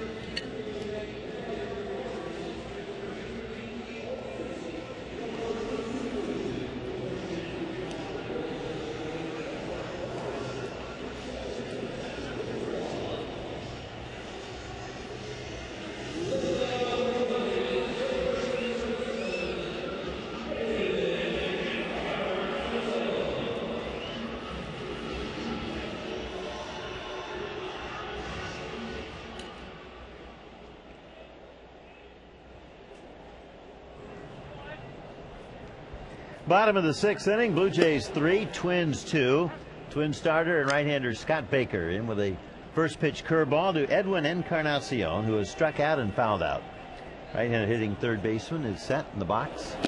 Takes low and outside, 1-1. Blue Jays have a fleece blanket giveaway for you presented by Home Hardware. It'll be on Sunday against the Seattle Mariners, September the 27th. First 10,000 fans to receive that Blue Jays fleece blanket. Encarnacion takes outside, 2-1. So call the Blue Jays or go online to bluejays.com/giveaways or most Rogers Plus locations. That'll wrap it up. That will be the final day of the year at home for the Blue Jays on that Sunday, the 27th, against Seattle. There's a swing and a miss, 2-2. Blue Jays after that go to Boston, where they'll try and win their first game of the year at Fenway. And then Baltimore to wrap it up at Camden Yards. Randy Ruiz and Jose Bautista to follow here in this 6th inning. 2-2 pitch, swing and a miss. Caught by Mauer out of the dirt, strike 3. That's it for Edwin Encarnacion. Strikeout number 6 for Baker.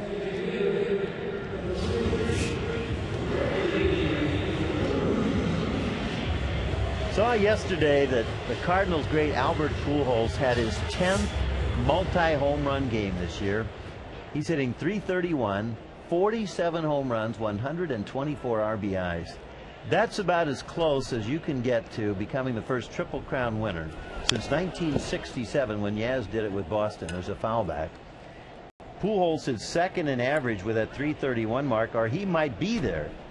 But looks like Hanley Ramirez with a .357 average is going to win the batting title. But Pujols most home runs in the majors and an RBI shy of Prince Fielder's 125. Ruiz swings and misses, strike 2. I think Spock would say that's all illogical. Just can't be done. I mean, the guy is, he seems to be simply above everybody else. He has certainly been the Cardinals' mainstay there for a number of years. As Ruiz pops it up it goes on the right side.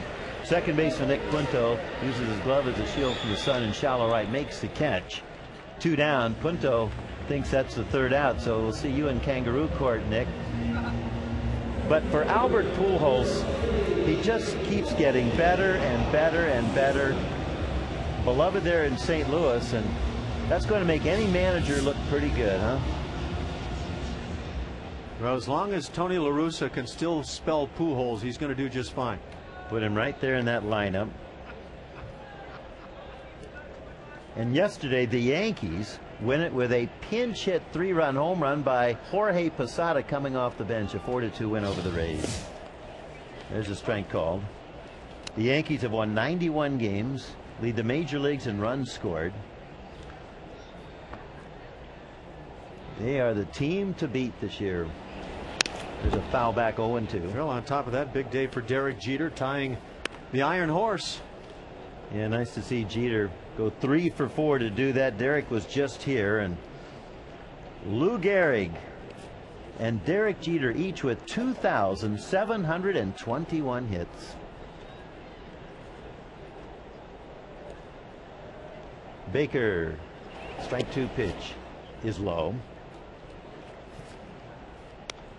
You know, Jeter's so respectful of the game. He didn't want to take away from the Rays, who were leading at that time, but he said when he looked over at the Rays dugout and saw all of their players up and applauding, then he doffed his helmet.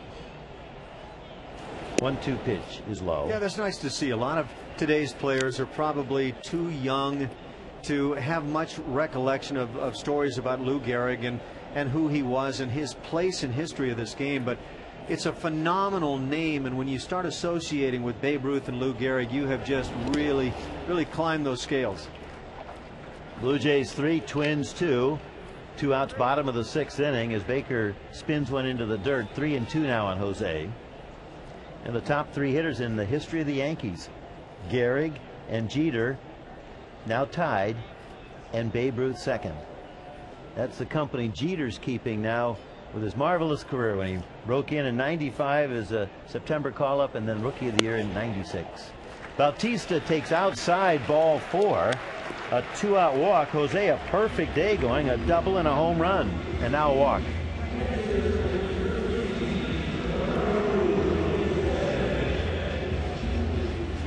Here's catcher Raul Chavez. He's flied out and popped up.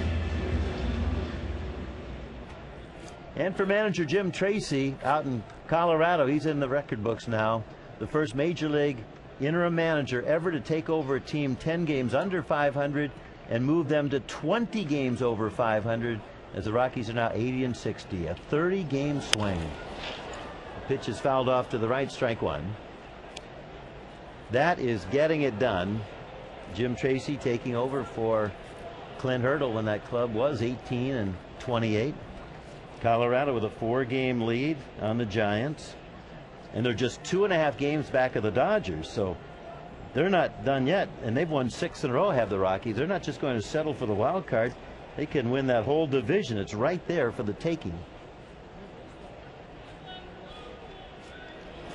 Pitch foul back to the right-hand side over the screen. It's 0-2.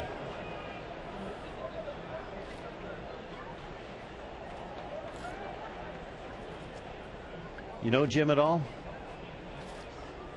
A little bit, yes. Not personally close, but I've spoken with Jim, and my recollection is Jim Tracy actually played a little bit in the minor leagues, maybe even came to a spring training with the Astros while I was still playing there.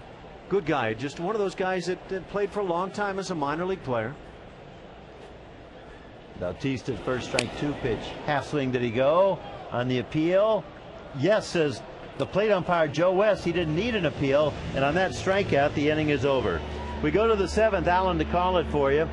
It's the Blue Jays 3, the Twins 2 here in sunny TO as you're listening to Blue Jays baseball on the Fan Radio Network.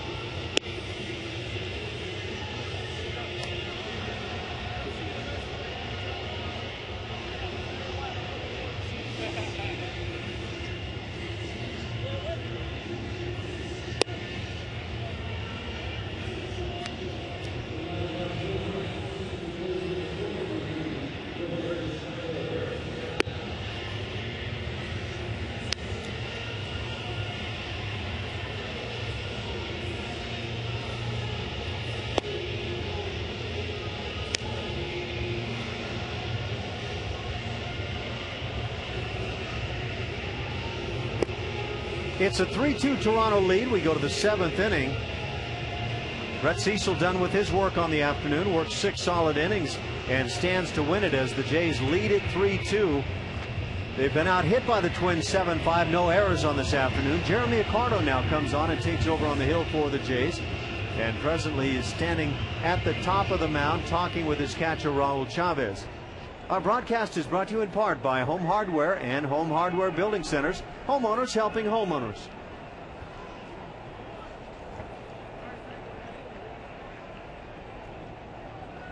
For the Twins, 8-hitter, third baseman Brennan Harris stands in, right-hand hitter.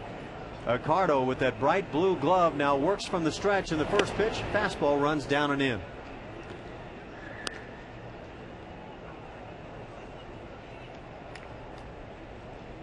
Been an up and down season for Accardo, literally between the big leagues and the minors.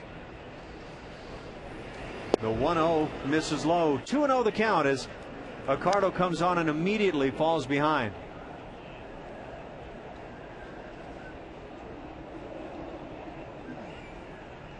Accardo now 27 years of age, a couple of years removed from a tremendous year as the closer for the Blue Jays. He brings it low, and it's 3-0 immediately. Alan, just an observation here as I see Accardo, and you mentioned that blue glove. That's a bright metallic blue glove. If Major League Baseball has issues with the likes of Justin Miller and Brandon Ligg for tattoos and make them wear sleeves, what's worse, that bright blue glove or those tattoos? 3-0 pitch inside, backing away Harris. He'll jog on down to first base. So Accardo comes on, blue glove or otherwise, throws 4 straight balls, and now Twins are going to pinch run. So Matt Tolbert, speedy infielder for the Twins, will take over as a pinch runner. Harris done with his day. But the idea with the tattoos is they wanted those pitchers to cover them because it might be a distraction for a hitter. That bright blue glove on a sunny day here has to be far more of a distraction for a hitter than any tattoo from your elbow to your wrist. I would think that would be the case. I was never, well, I don't even know if I was confronted by a pitcher with a bunch of tattoos on his arm. Throw to first base, diving back in safely now is Tolbert. But what was bothersome to hitters, or at least to me, were the gold and silver chains with medallions hanging and flipping around, and maybe a white t-shirt that hung down on the throwing arm. That was distracting. This blue glove kind of gets in that category where it's obviously just kind of staring at you. You can't avert your attention. Accardo brings it to the plate. They turn to bunt on the third base side. A hop throw to second from Encarnacion on the run, and they get him. This is a heck of a play, and it's accomplished because the ball was bunted in the air by Punto on that third base side. And with the ball in the air, Tolbert had to freeze momentarily. That enabled Encarnacion to go after this and aggressively get that lead out. That's a play most third basemen will not even take a shot at. So it's a fielder's choice, out number 1, as Tolbert and his speed are erased. Cito Gaston has seen enough now of Jeremy Accardo with the left-hand hitting Denard Span coming to the plate. Jesse Carlson will head toward the mound. As we have a moment here, Randy Ruiz, who's now a Blue Jay, was a Twin last year, spent 11 seasons in the minor leagues. We caught up with him a couple of days ago.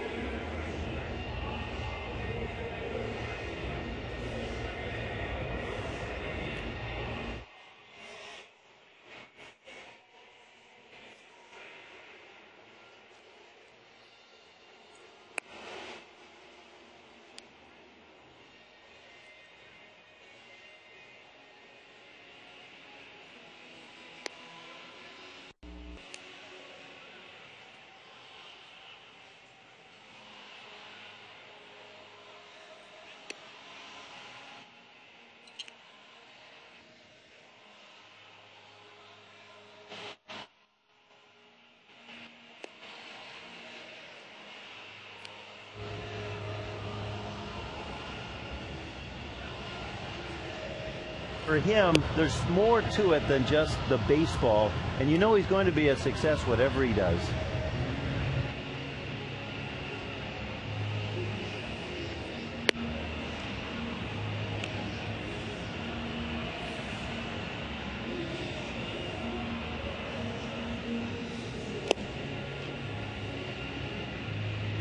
And Alan, he reminds me a lot too in his makeup as Ricky Romero, the same way. Not only are they here, and Ricky's going to vie for Rookie of the Year honors, and here's Ruiz, a 31-year-old rookie, but they would be great teammates because they're interested in others as well and how they're doing. I have found myself watching Ricky Romero at times and trying to find out, is he as quality a guy as he comes across at first glimpse? He's 24. He takes people under his wing. He helps them, and he's got his own job to do, and he does it well. Well, he does. He's had a nice season. Carlson comes on with a runner at first and one out. Nick Punto runs well at first. Good lead held on by Overbay. Carlson to the plate with a fastball through for a called strike on the left-hand hitting Denard Span, who is 1 for 3 on the day. That one a big one in the third inning, tying the game at 1. Solo home run, no doubt about it, shot to right field. Big hole on the right side for the left-hand hitter. Carlson set. Again, that good lead by Punto, and he's driven back to the bag. And here in the 7th inning, once again, we'll check in with Mike Wilner and catch a glimpse of what's going on the home hardware out-of-town scoreboard. And what's going on right now is actually another game, believe it or not. The Kansas City Royals home to Detroit, looking to sweep away the Tigers, and they lead at 1-0 in the top of the 2nd inning. Carlson gets his sign to the plate with the 0-1. Pitches low, snap throw to first base from Raul Chavez. We grow to expect it, and another good attempt in a very close play. Diving back in safely is Punto.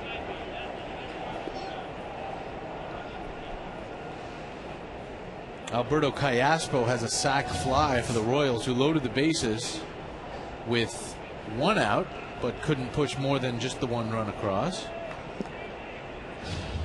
Let me ask you, Mike, as you mentioned the Royals, and I think of Zach Greinke, who's your American League Cy Young Award winner right now? It's a great question. Here's the 1-1. Fastball runs inside.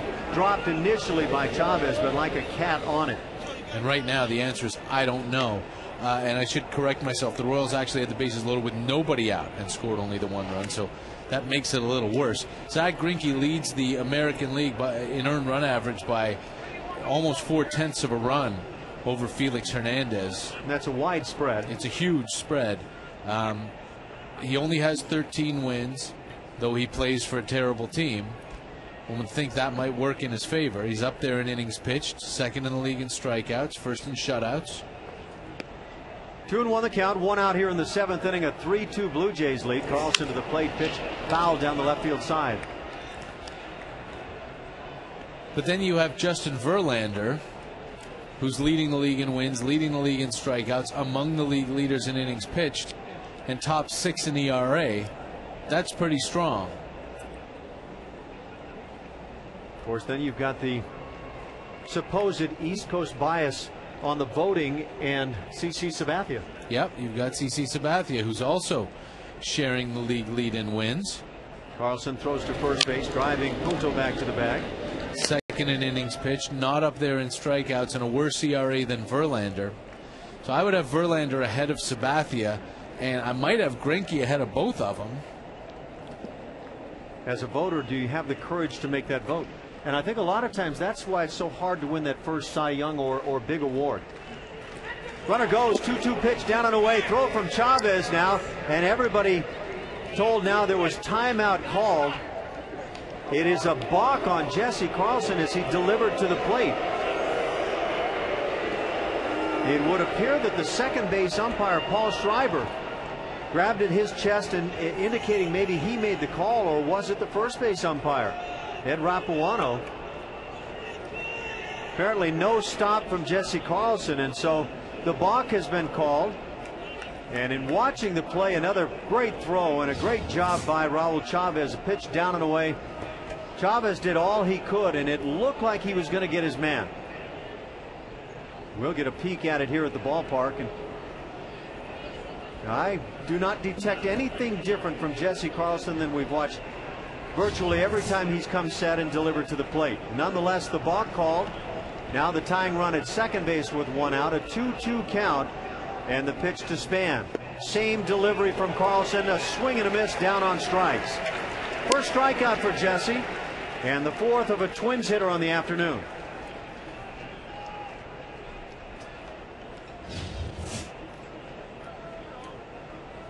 And now Cito Gaston makes another trek to the hill, with the right-hand hitting Orlando Cabrera coming to the plate. It is Sean Camp being summoned from the pen. He'll jog on in. It'll be righty versus righty, and he'll try to hold it right here. 3-2 Blue Jays. Travis Snyder is in right field today and hitting second in the lineup. And a couple of days ago, we caught up with manager Cito Gaston on his young outfielder.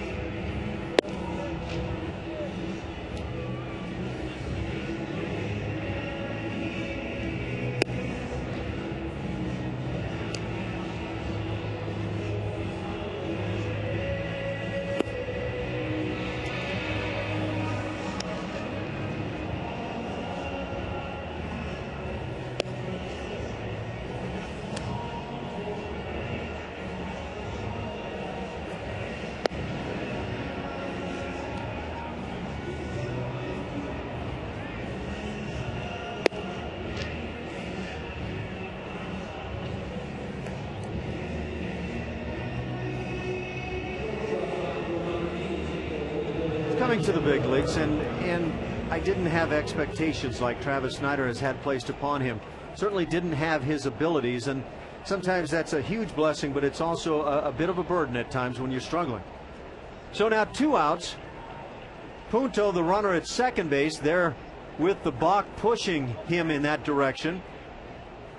Sean Camp on to face Orlando Cabrera, righty versus righty, as Camp steps off the rubber and wants to see those signs again. It is, generally speaking, Chavez behind the plate when the pitchers struggle with signs. First pitch is through for a called strike. 2 runs, 7 hits for the Twins. 3 runs, 5 hits for the Blue Jays. No errors. Gorgeous day in Toronto. We have had one after another here on the homestand. Camp comes set. The 0-1 pitch. A liner, one hop to McDonald. He'll glove, throw to first base and get the sure thing. And Camp comes on and does a fine job, as does Jesse Carlson. And so the Blue Jays get out of the 7th unscathed. No runs, no hits. They leave them, man. We go to the bottom of the 7th inning. Blue Jays with a 3-2 lead. You're listening to Toronto Blue Jays baseball on the Fan Radio Network.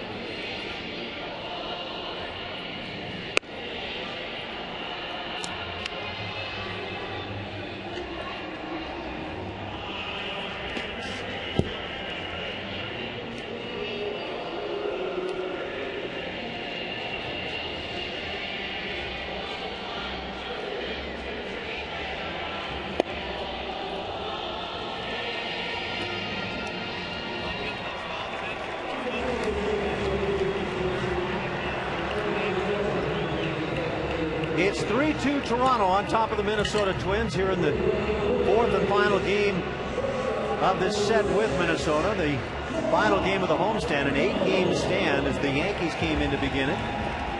And now the Blue Jays closing out their season series with the Minnesota Twins, trying to split this series and win it overall. John McDonald will stand in, leading off against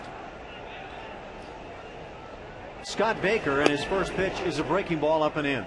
Defensively, the Twins make a change at third base. Harris, who is removed for the pinch runner, now is replaced by Matt Tolbert. Tolbert drawn in up even with the bag at third as McDonald again backs away. 2-0 the count. Ron Mayhay, veteran left-hander, throwing in the pen for Minnesota. Blue Jays pen for the moment is quiet. Here's the 2-0. McDonald hammers to left field, but not deep enough. Going back with plenty of room is Young. He's under and makes the catch, out number one.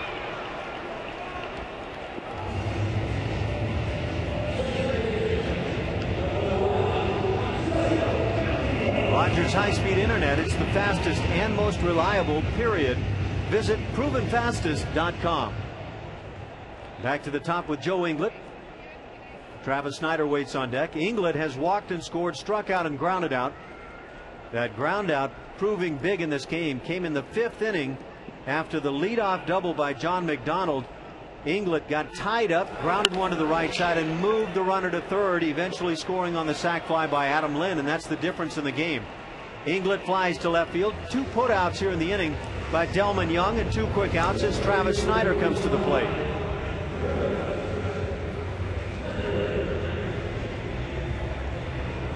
Snider 1 for 2. He has popped out, doubled, and walked. And we've talked about it. Travis starting to get more and more good swings. Looks like he is becoming a bit more comfortable now. Baker to the plate with a fastball, a swing and a miss.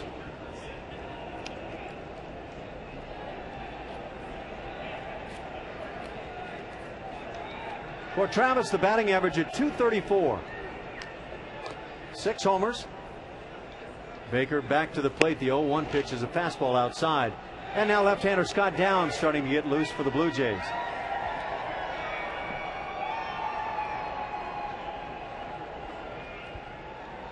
Infield swings a bit to the right side as the curveball is low. 2-1 the count.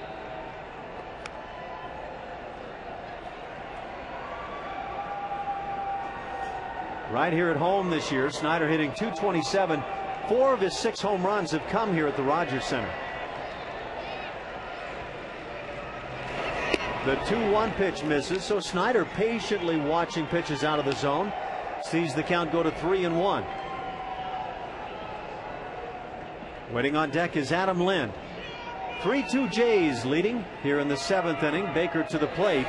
Fastball fouled back.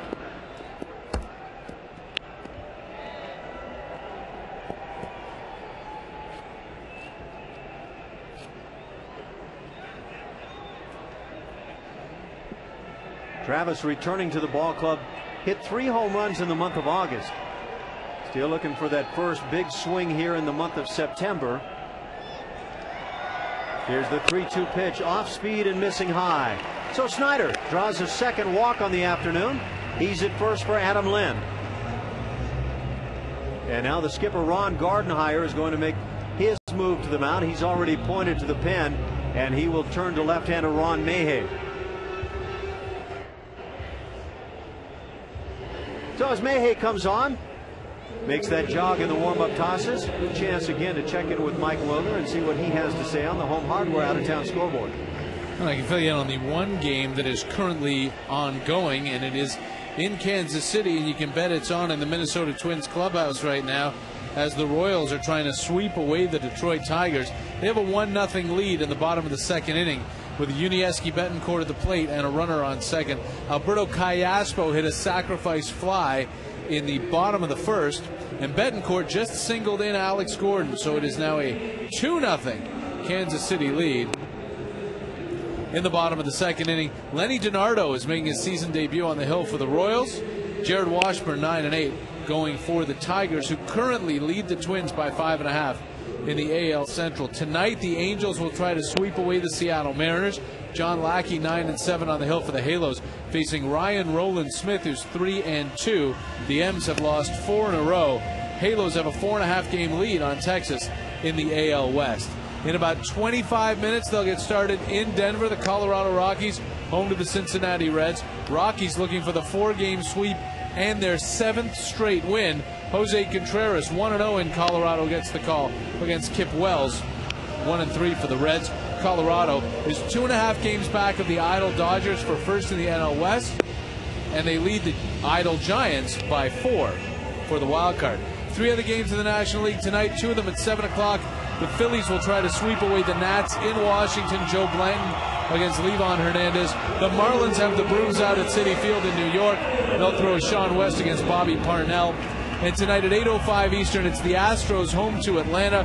Derek Lowe, 13-9 for the Braves against Roy Oswalt, 8-5 for the Stros. Thank you very much, Mike. Here it's 3-2 Blue Jays. Trying to add to it, Adam Lind stands in with 2 outs and Travis Snyder at first base. Lind 1 for 2 on the day, RBI double in his first at bat. He has struck out and also a sac fly, so 2 ribbies for Lind today. Now 96 to lead the ball club. And creeping up among the American League leaders, he takes high from the lefty. And with the pitching change for Minnesota, Lady Gwendolyn Johnson of Toronto has won the VTech cordless phone system in our VTech bullpen hotline promotion. Fastball catches the outside corner. It's 1-1. It's the best sound quality, security, and range in cordless phones. Enter now. You could be our next winner at VTechBullpenHotline.com or Fan590.com. 1-1 on Lind. Mayhay, check of the runner, brings the pitch off speed. Lind out in front, swings through it. A ball and 2 strikes. Now right-hander Jesse Crane getting loose for the Twins.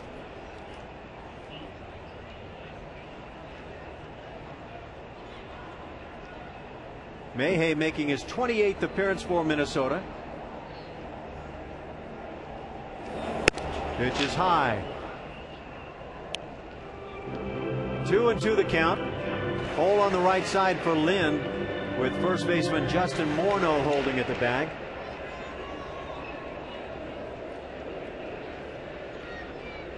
'96 RBIs for Adam Lind.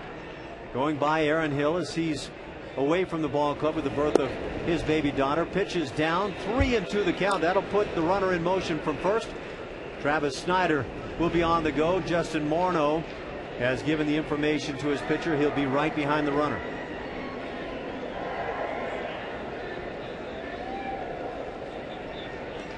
Mayhay gets his sign. There goes Snyder. The pitch, breaking ball grounded slowly left side. Shortstop Cabrera coming on, throws on the run, and does so well to get Lind.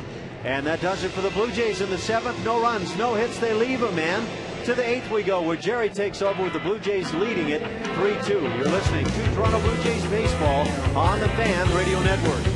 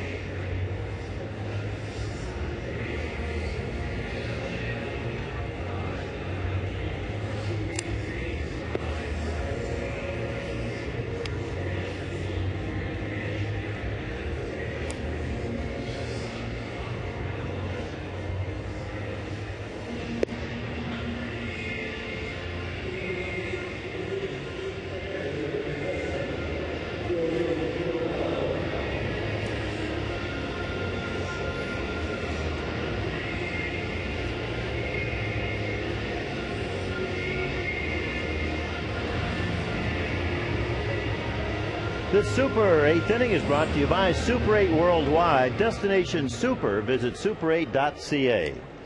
Through 7 here at the Rogers Center. Roof roll back. Beautiful sunny day. Blue Jays 3, Twins 2. Lefty Scott Downs comes on to face Joe Mauer, Justin Morneau, and Jason Kubel. A trio of dangerous left-handed hitters. Mauer 0 for 3 today. Leads the major leagues hitting .364. Downs' first pitch. Fastball belt high for a strike. Right-hander and closer Jason Frazier getting loose in the Blue Jays left field bullpen. Brett Cecil started, went 6 innings, charged with 2 runs, both earned on 7 hits. His last start here of the 09 season. He'll finish with a chance to win his 7th game.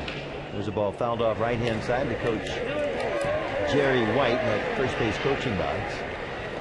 Cecil came in 6-4 with an ERA of 5.46, and with his innings both here and at AAA Las Vegas, they shut him down after today. So Brett has a chance to win his 7th, to finish 7-4. His ERA at this level for the season 5.31. Jeremy Accardo, Jesse Carlson, Sean Kemp scoreless, hitless relief, and now Downs here in the 8th. Strike 2 pitch to Mauer. Ground ball up the middle. The shortstop McDonald has it. From behind second, a perfect throw to first, 1 down.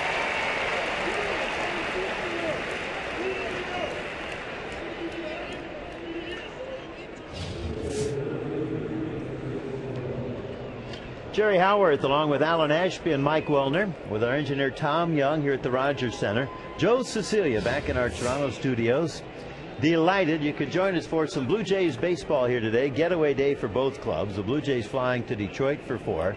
The Twins going home for a 9-game homestand over 10 days against Oakland, Cleveland, and Detroit. Justin Morneau pulls a 1-hopper down to first, glove by Overbay. Lyle staves off Downs, says I'll take it myself, and he does.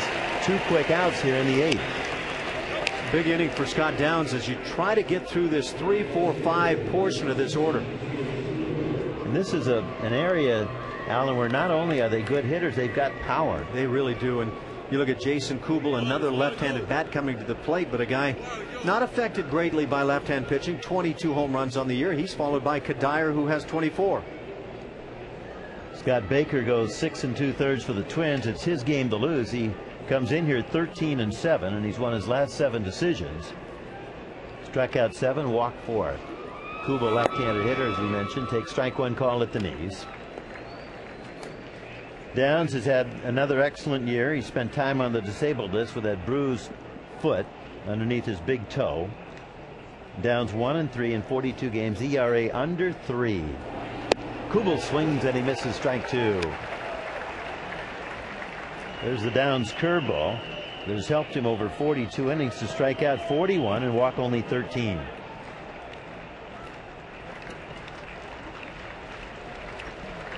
Reading Chavez, the stretch. Strike 2 pitch, curveball, grounded up the middle. There's McDonald behind the bag again. Throw it to first, and again a perfect throw to end the inning. 3 ground balls later, we go to the bottom of the 8th. Blue Jays 3, Twins 2, as you're listening to Blue Jays baseball on the Fan Radio Network.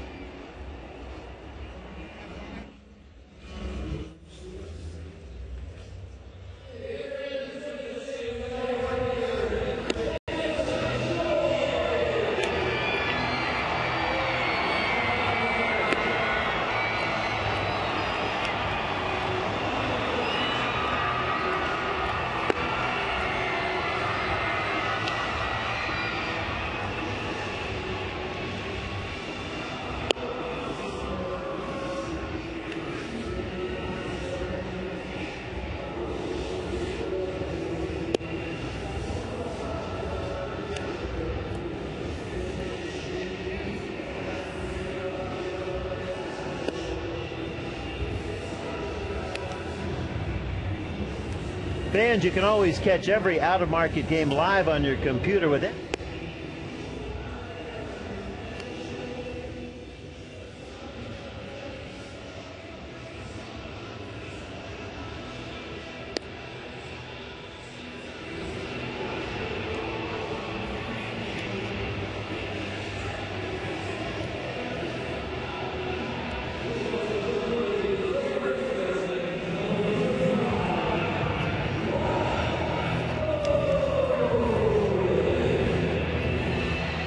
Overbay comes up here 0 for 3.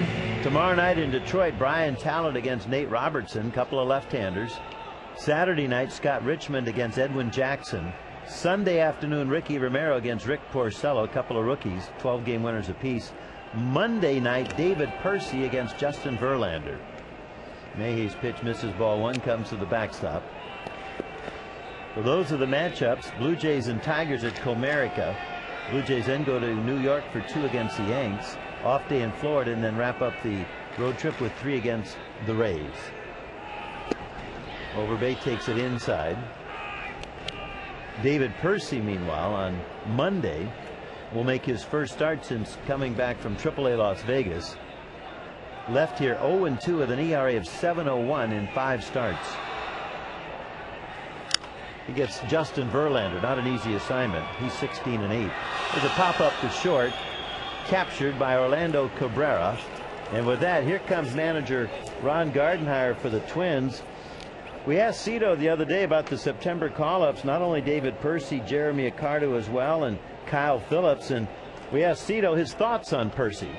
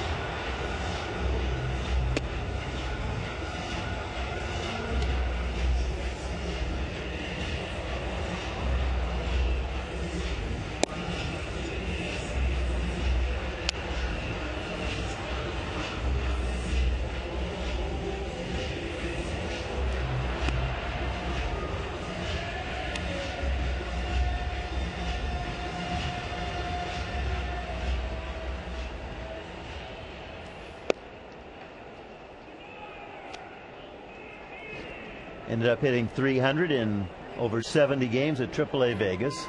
Here, bottom of the 8th inning, Blue Jays lead Minnesota 3-2. And for David Pickard of Toronto, you've won a VTech cordless phone system in our VTech bullpen hotline promotion. The Twins go to the bullpen for Toronto-born right-hander Jesse Crane. With that VTech, it's the best sound quality, security, and range in cordless phones. So enter now. You could be our next winner at VTechBullpenHotline.com or go to Fan590.com. One out, nobody on. Edwin Encarnacion comes up. He has struck out twice around to foul out the first.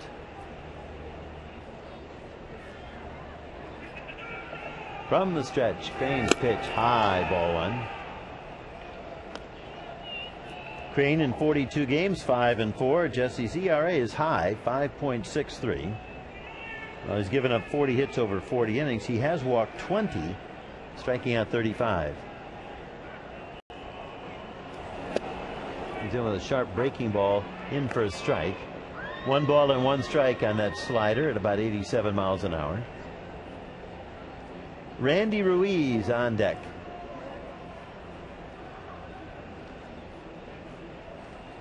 1-1 pitch fouled at the top of the screen. Here today in the first inning off tough right-hander Scott Baker, a 13-game winner. Joe Inglet walked on 4 pitches, and an out later Adam Lynn doubled him home for a 1-0 lead. Denard Span for the Twins led off the third and homered to tie it. In the bottom of the 4th, with 2 down, Jose Bautista homered the left off Baker, and the Blue Jays regained the lead at 2-1. Then each team scored in the 5th. 1-2 pitch chopped over the mound toward second, bouncing into center field it goes, base hit. A 1-out single brings up Ruiz.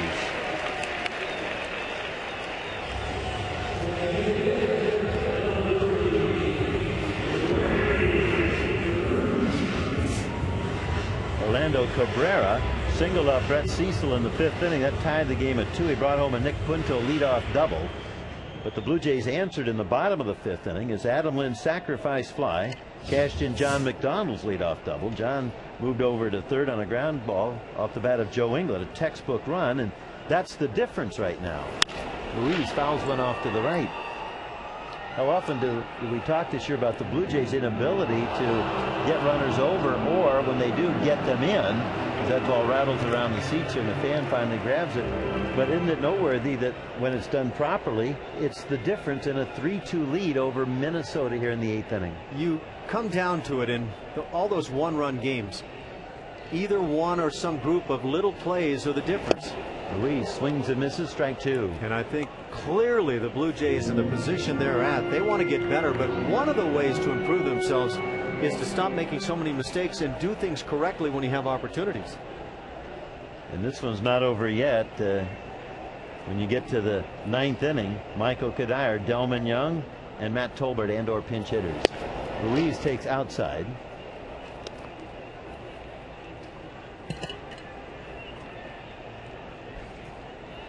Twins trail the Blue Jays 3-2, even though they've out-hit the Blue Jays today 7-6.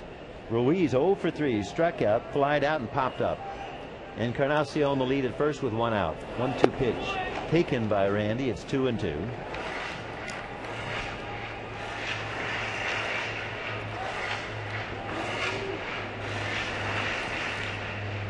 Ruiz last year, after 10 minor league seasons, was called up to Minnesota.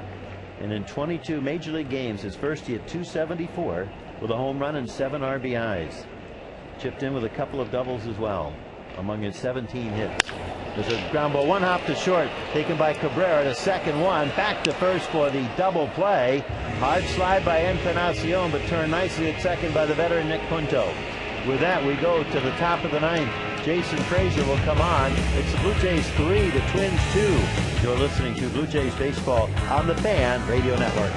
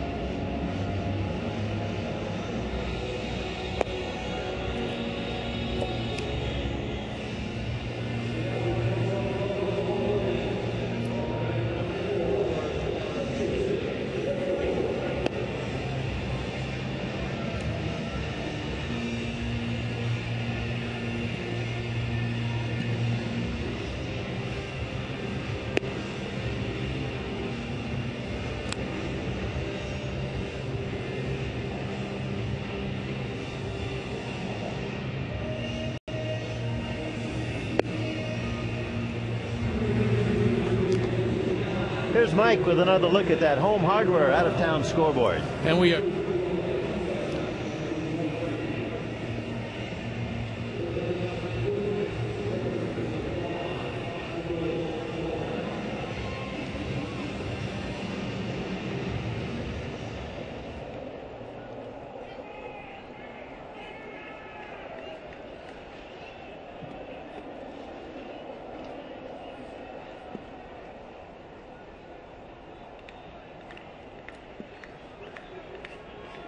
Here, top of the 9th inning in sunny Toronto. Roof rolled back. Blue Jays 3, Twins 2. Jason Frazier on the closer.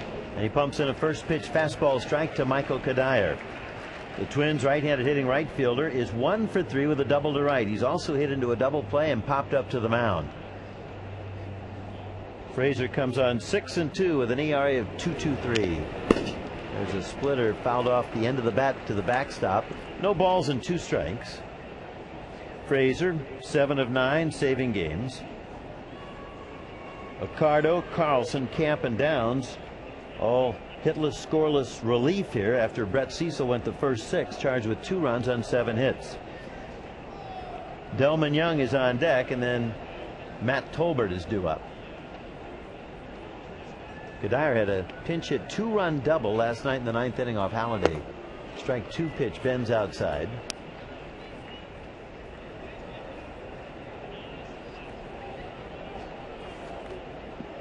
Kadire has 24 home runs. He's driven in 70. So down by 1 here in the 9th inning. The Twins continue to bring the tying run to the plate. 1-2 pitch. Fastball just low.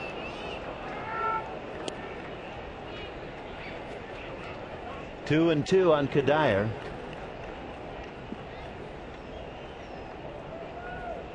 Halladay went the distance yesterday, albeit losing, but as he has done so often in his career, giving the bullpen an entire night off.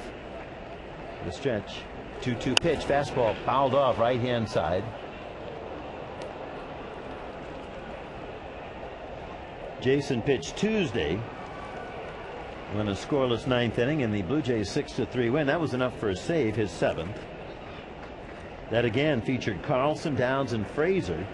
Scoreless relief. They combined to hold the Twins to 1 hit, rewarding Ricky Romero with his 12th win. He and Rick Porcello, rookies, each with 12 wins, are going to meet in Game 3 of the 4-game series in Detroit on Sunday.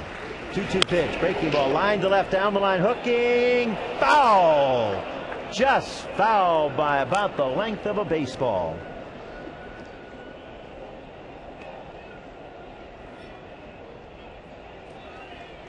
Small measures, big differences. That ball almost hit the line, and so Kadire, instead of standing at second, leading off this 9th inning, is back at the box here with a 2-2 count.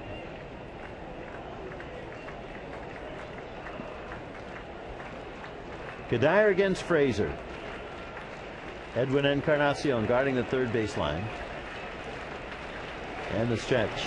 Pitch on the way, fouled off, and as we scan the outfield, Vernon Wells has come on defensively now to play center field. Jose Bautista has moved from center to right. Travis Snyder has gone from right to left. And the odd man out is Adam Lynn. So that's your new outfield here, as Cito, with a 1-run lead, 3-2 in the 9th inning, brings in Vernon to finish it up. Wells given the day off as a starter.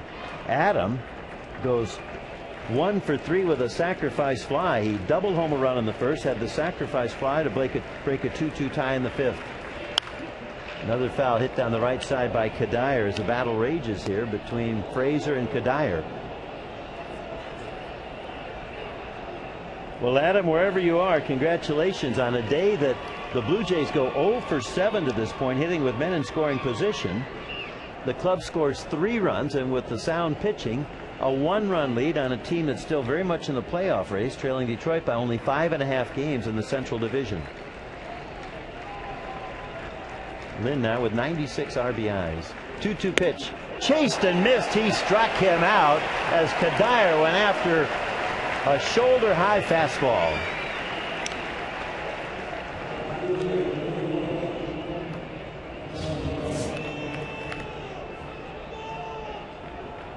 Jason kept pumping good pitches, knee high, down and away.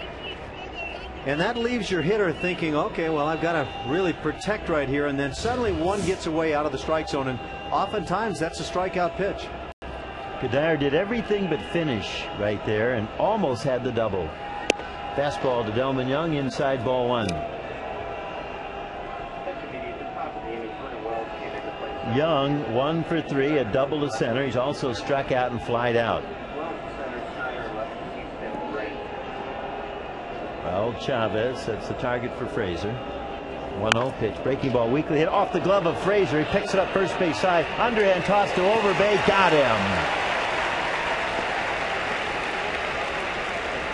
Well, Jason didn't panic, but he did barehand and ultimately came up with it cleanly. But that's one of those plays where you want to make absolute certain that you pick the ball up well. Now switch hitting catcher Jose Morales will come up here to bat for Matt Tolbert as the Twins are down to their last out here in the top of the 9th inning. The Blue Jays on this homestand are 3-4. They split the first 4 games against the Yankees, dropped the first 2 of 3 here against the Twins, and they're looking to again split a 4-game series. They've got 1 out to go. They're ahead 3-2 over Minnesota. Morales comes up here. Overall, the switch hitter hitting .342, left-handed .328. He's played in just 37 games with 76 at-bats. Frazier the stretch. The delivery low and outside, ball 1. Brian Busher is on deck. If it gets to that point, the left-handed hitter would bat for Nick Punto. We're here in the bottom third of the Twins order. The Twins have not had a base hit since the 5th inning when Orlando Cabrera's single tied up the game 2-2. That's it. Fastball outside, 2-0. In fact, the Twins have had just 1 base runner back in the 7th inning.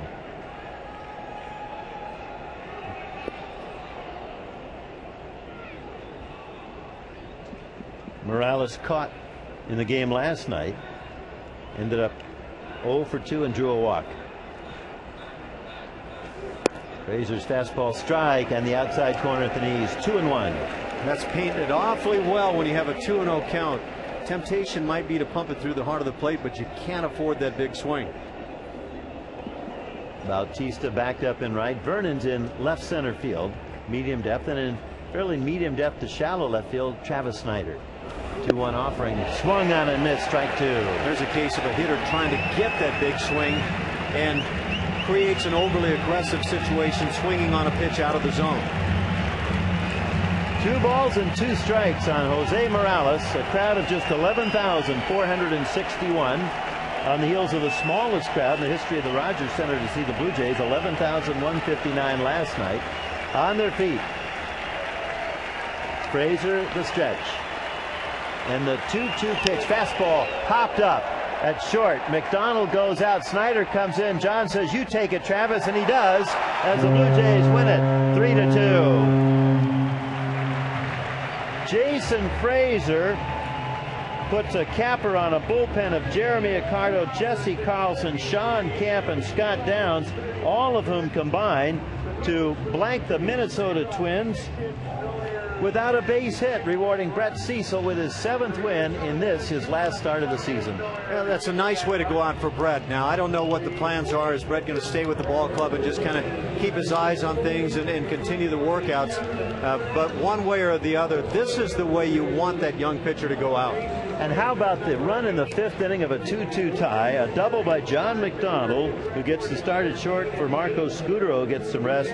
Joe Inglet, a ground ball to get him over, and after a walk, Adam Lynn sacrifice fly to break the tie. Yeah, they got some little things done well today, and the ultimate part of it is you pick up a W and you split the series with a pretty good ball club in the Twins.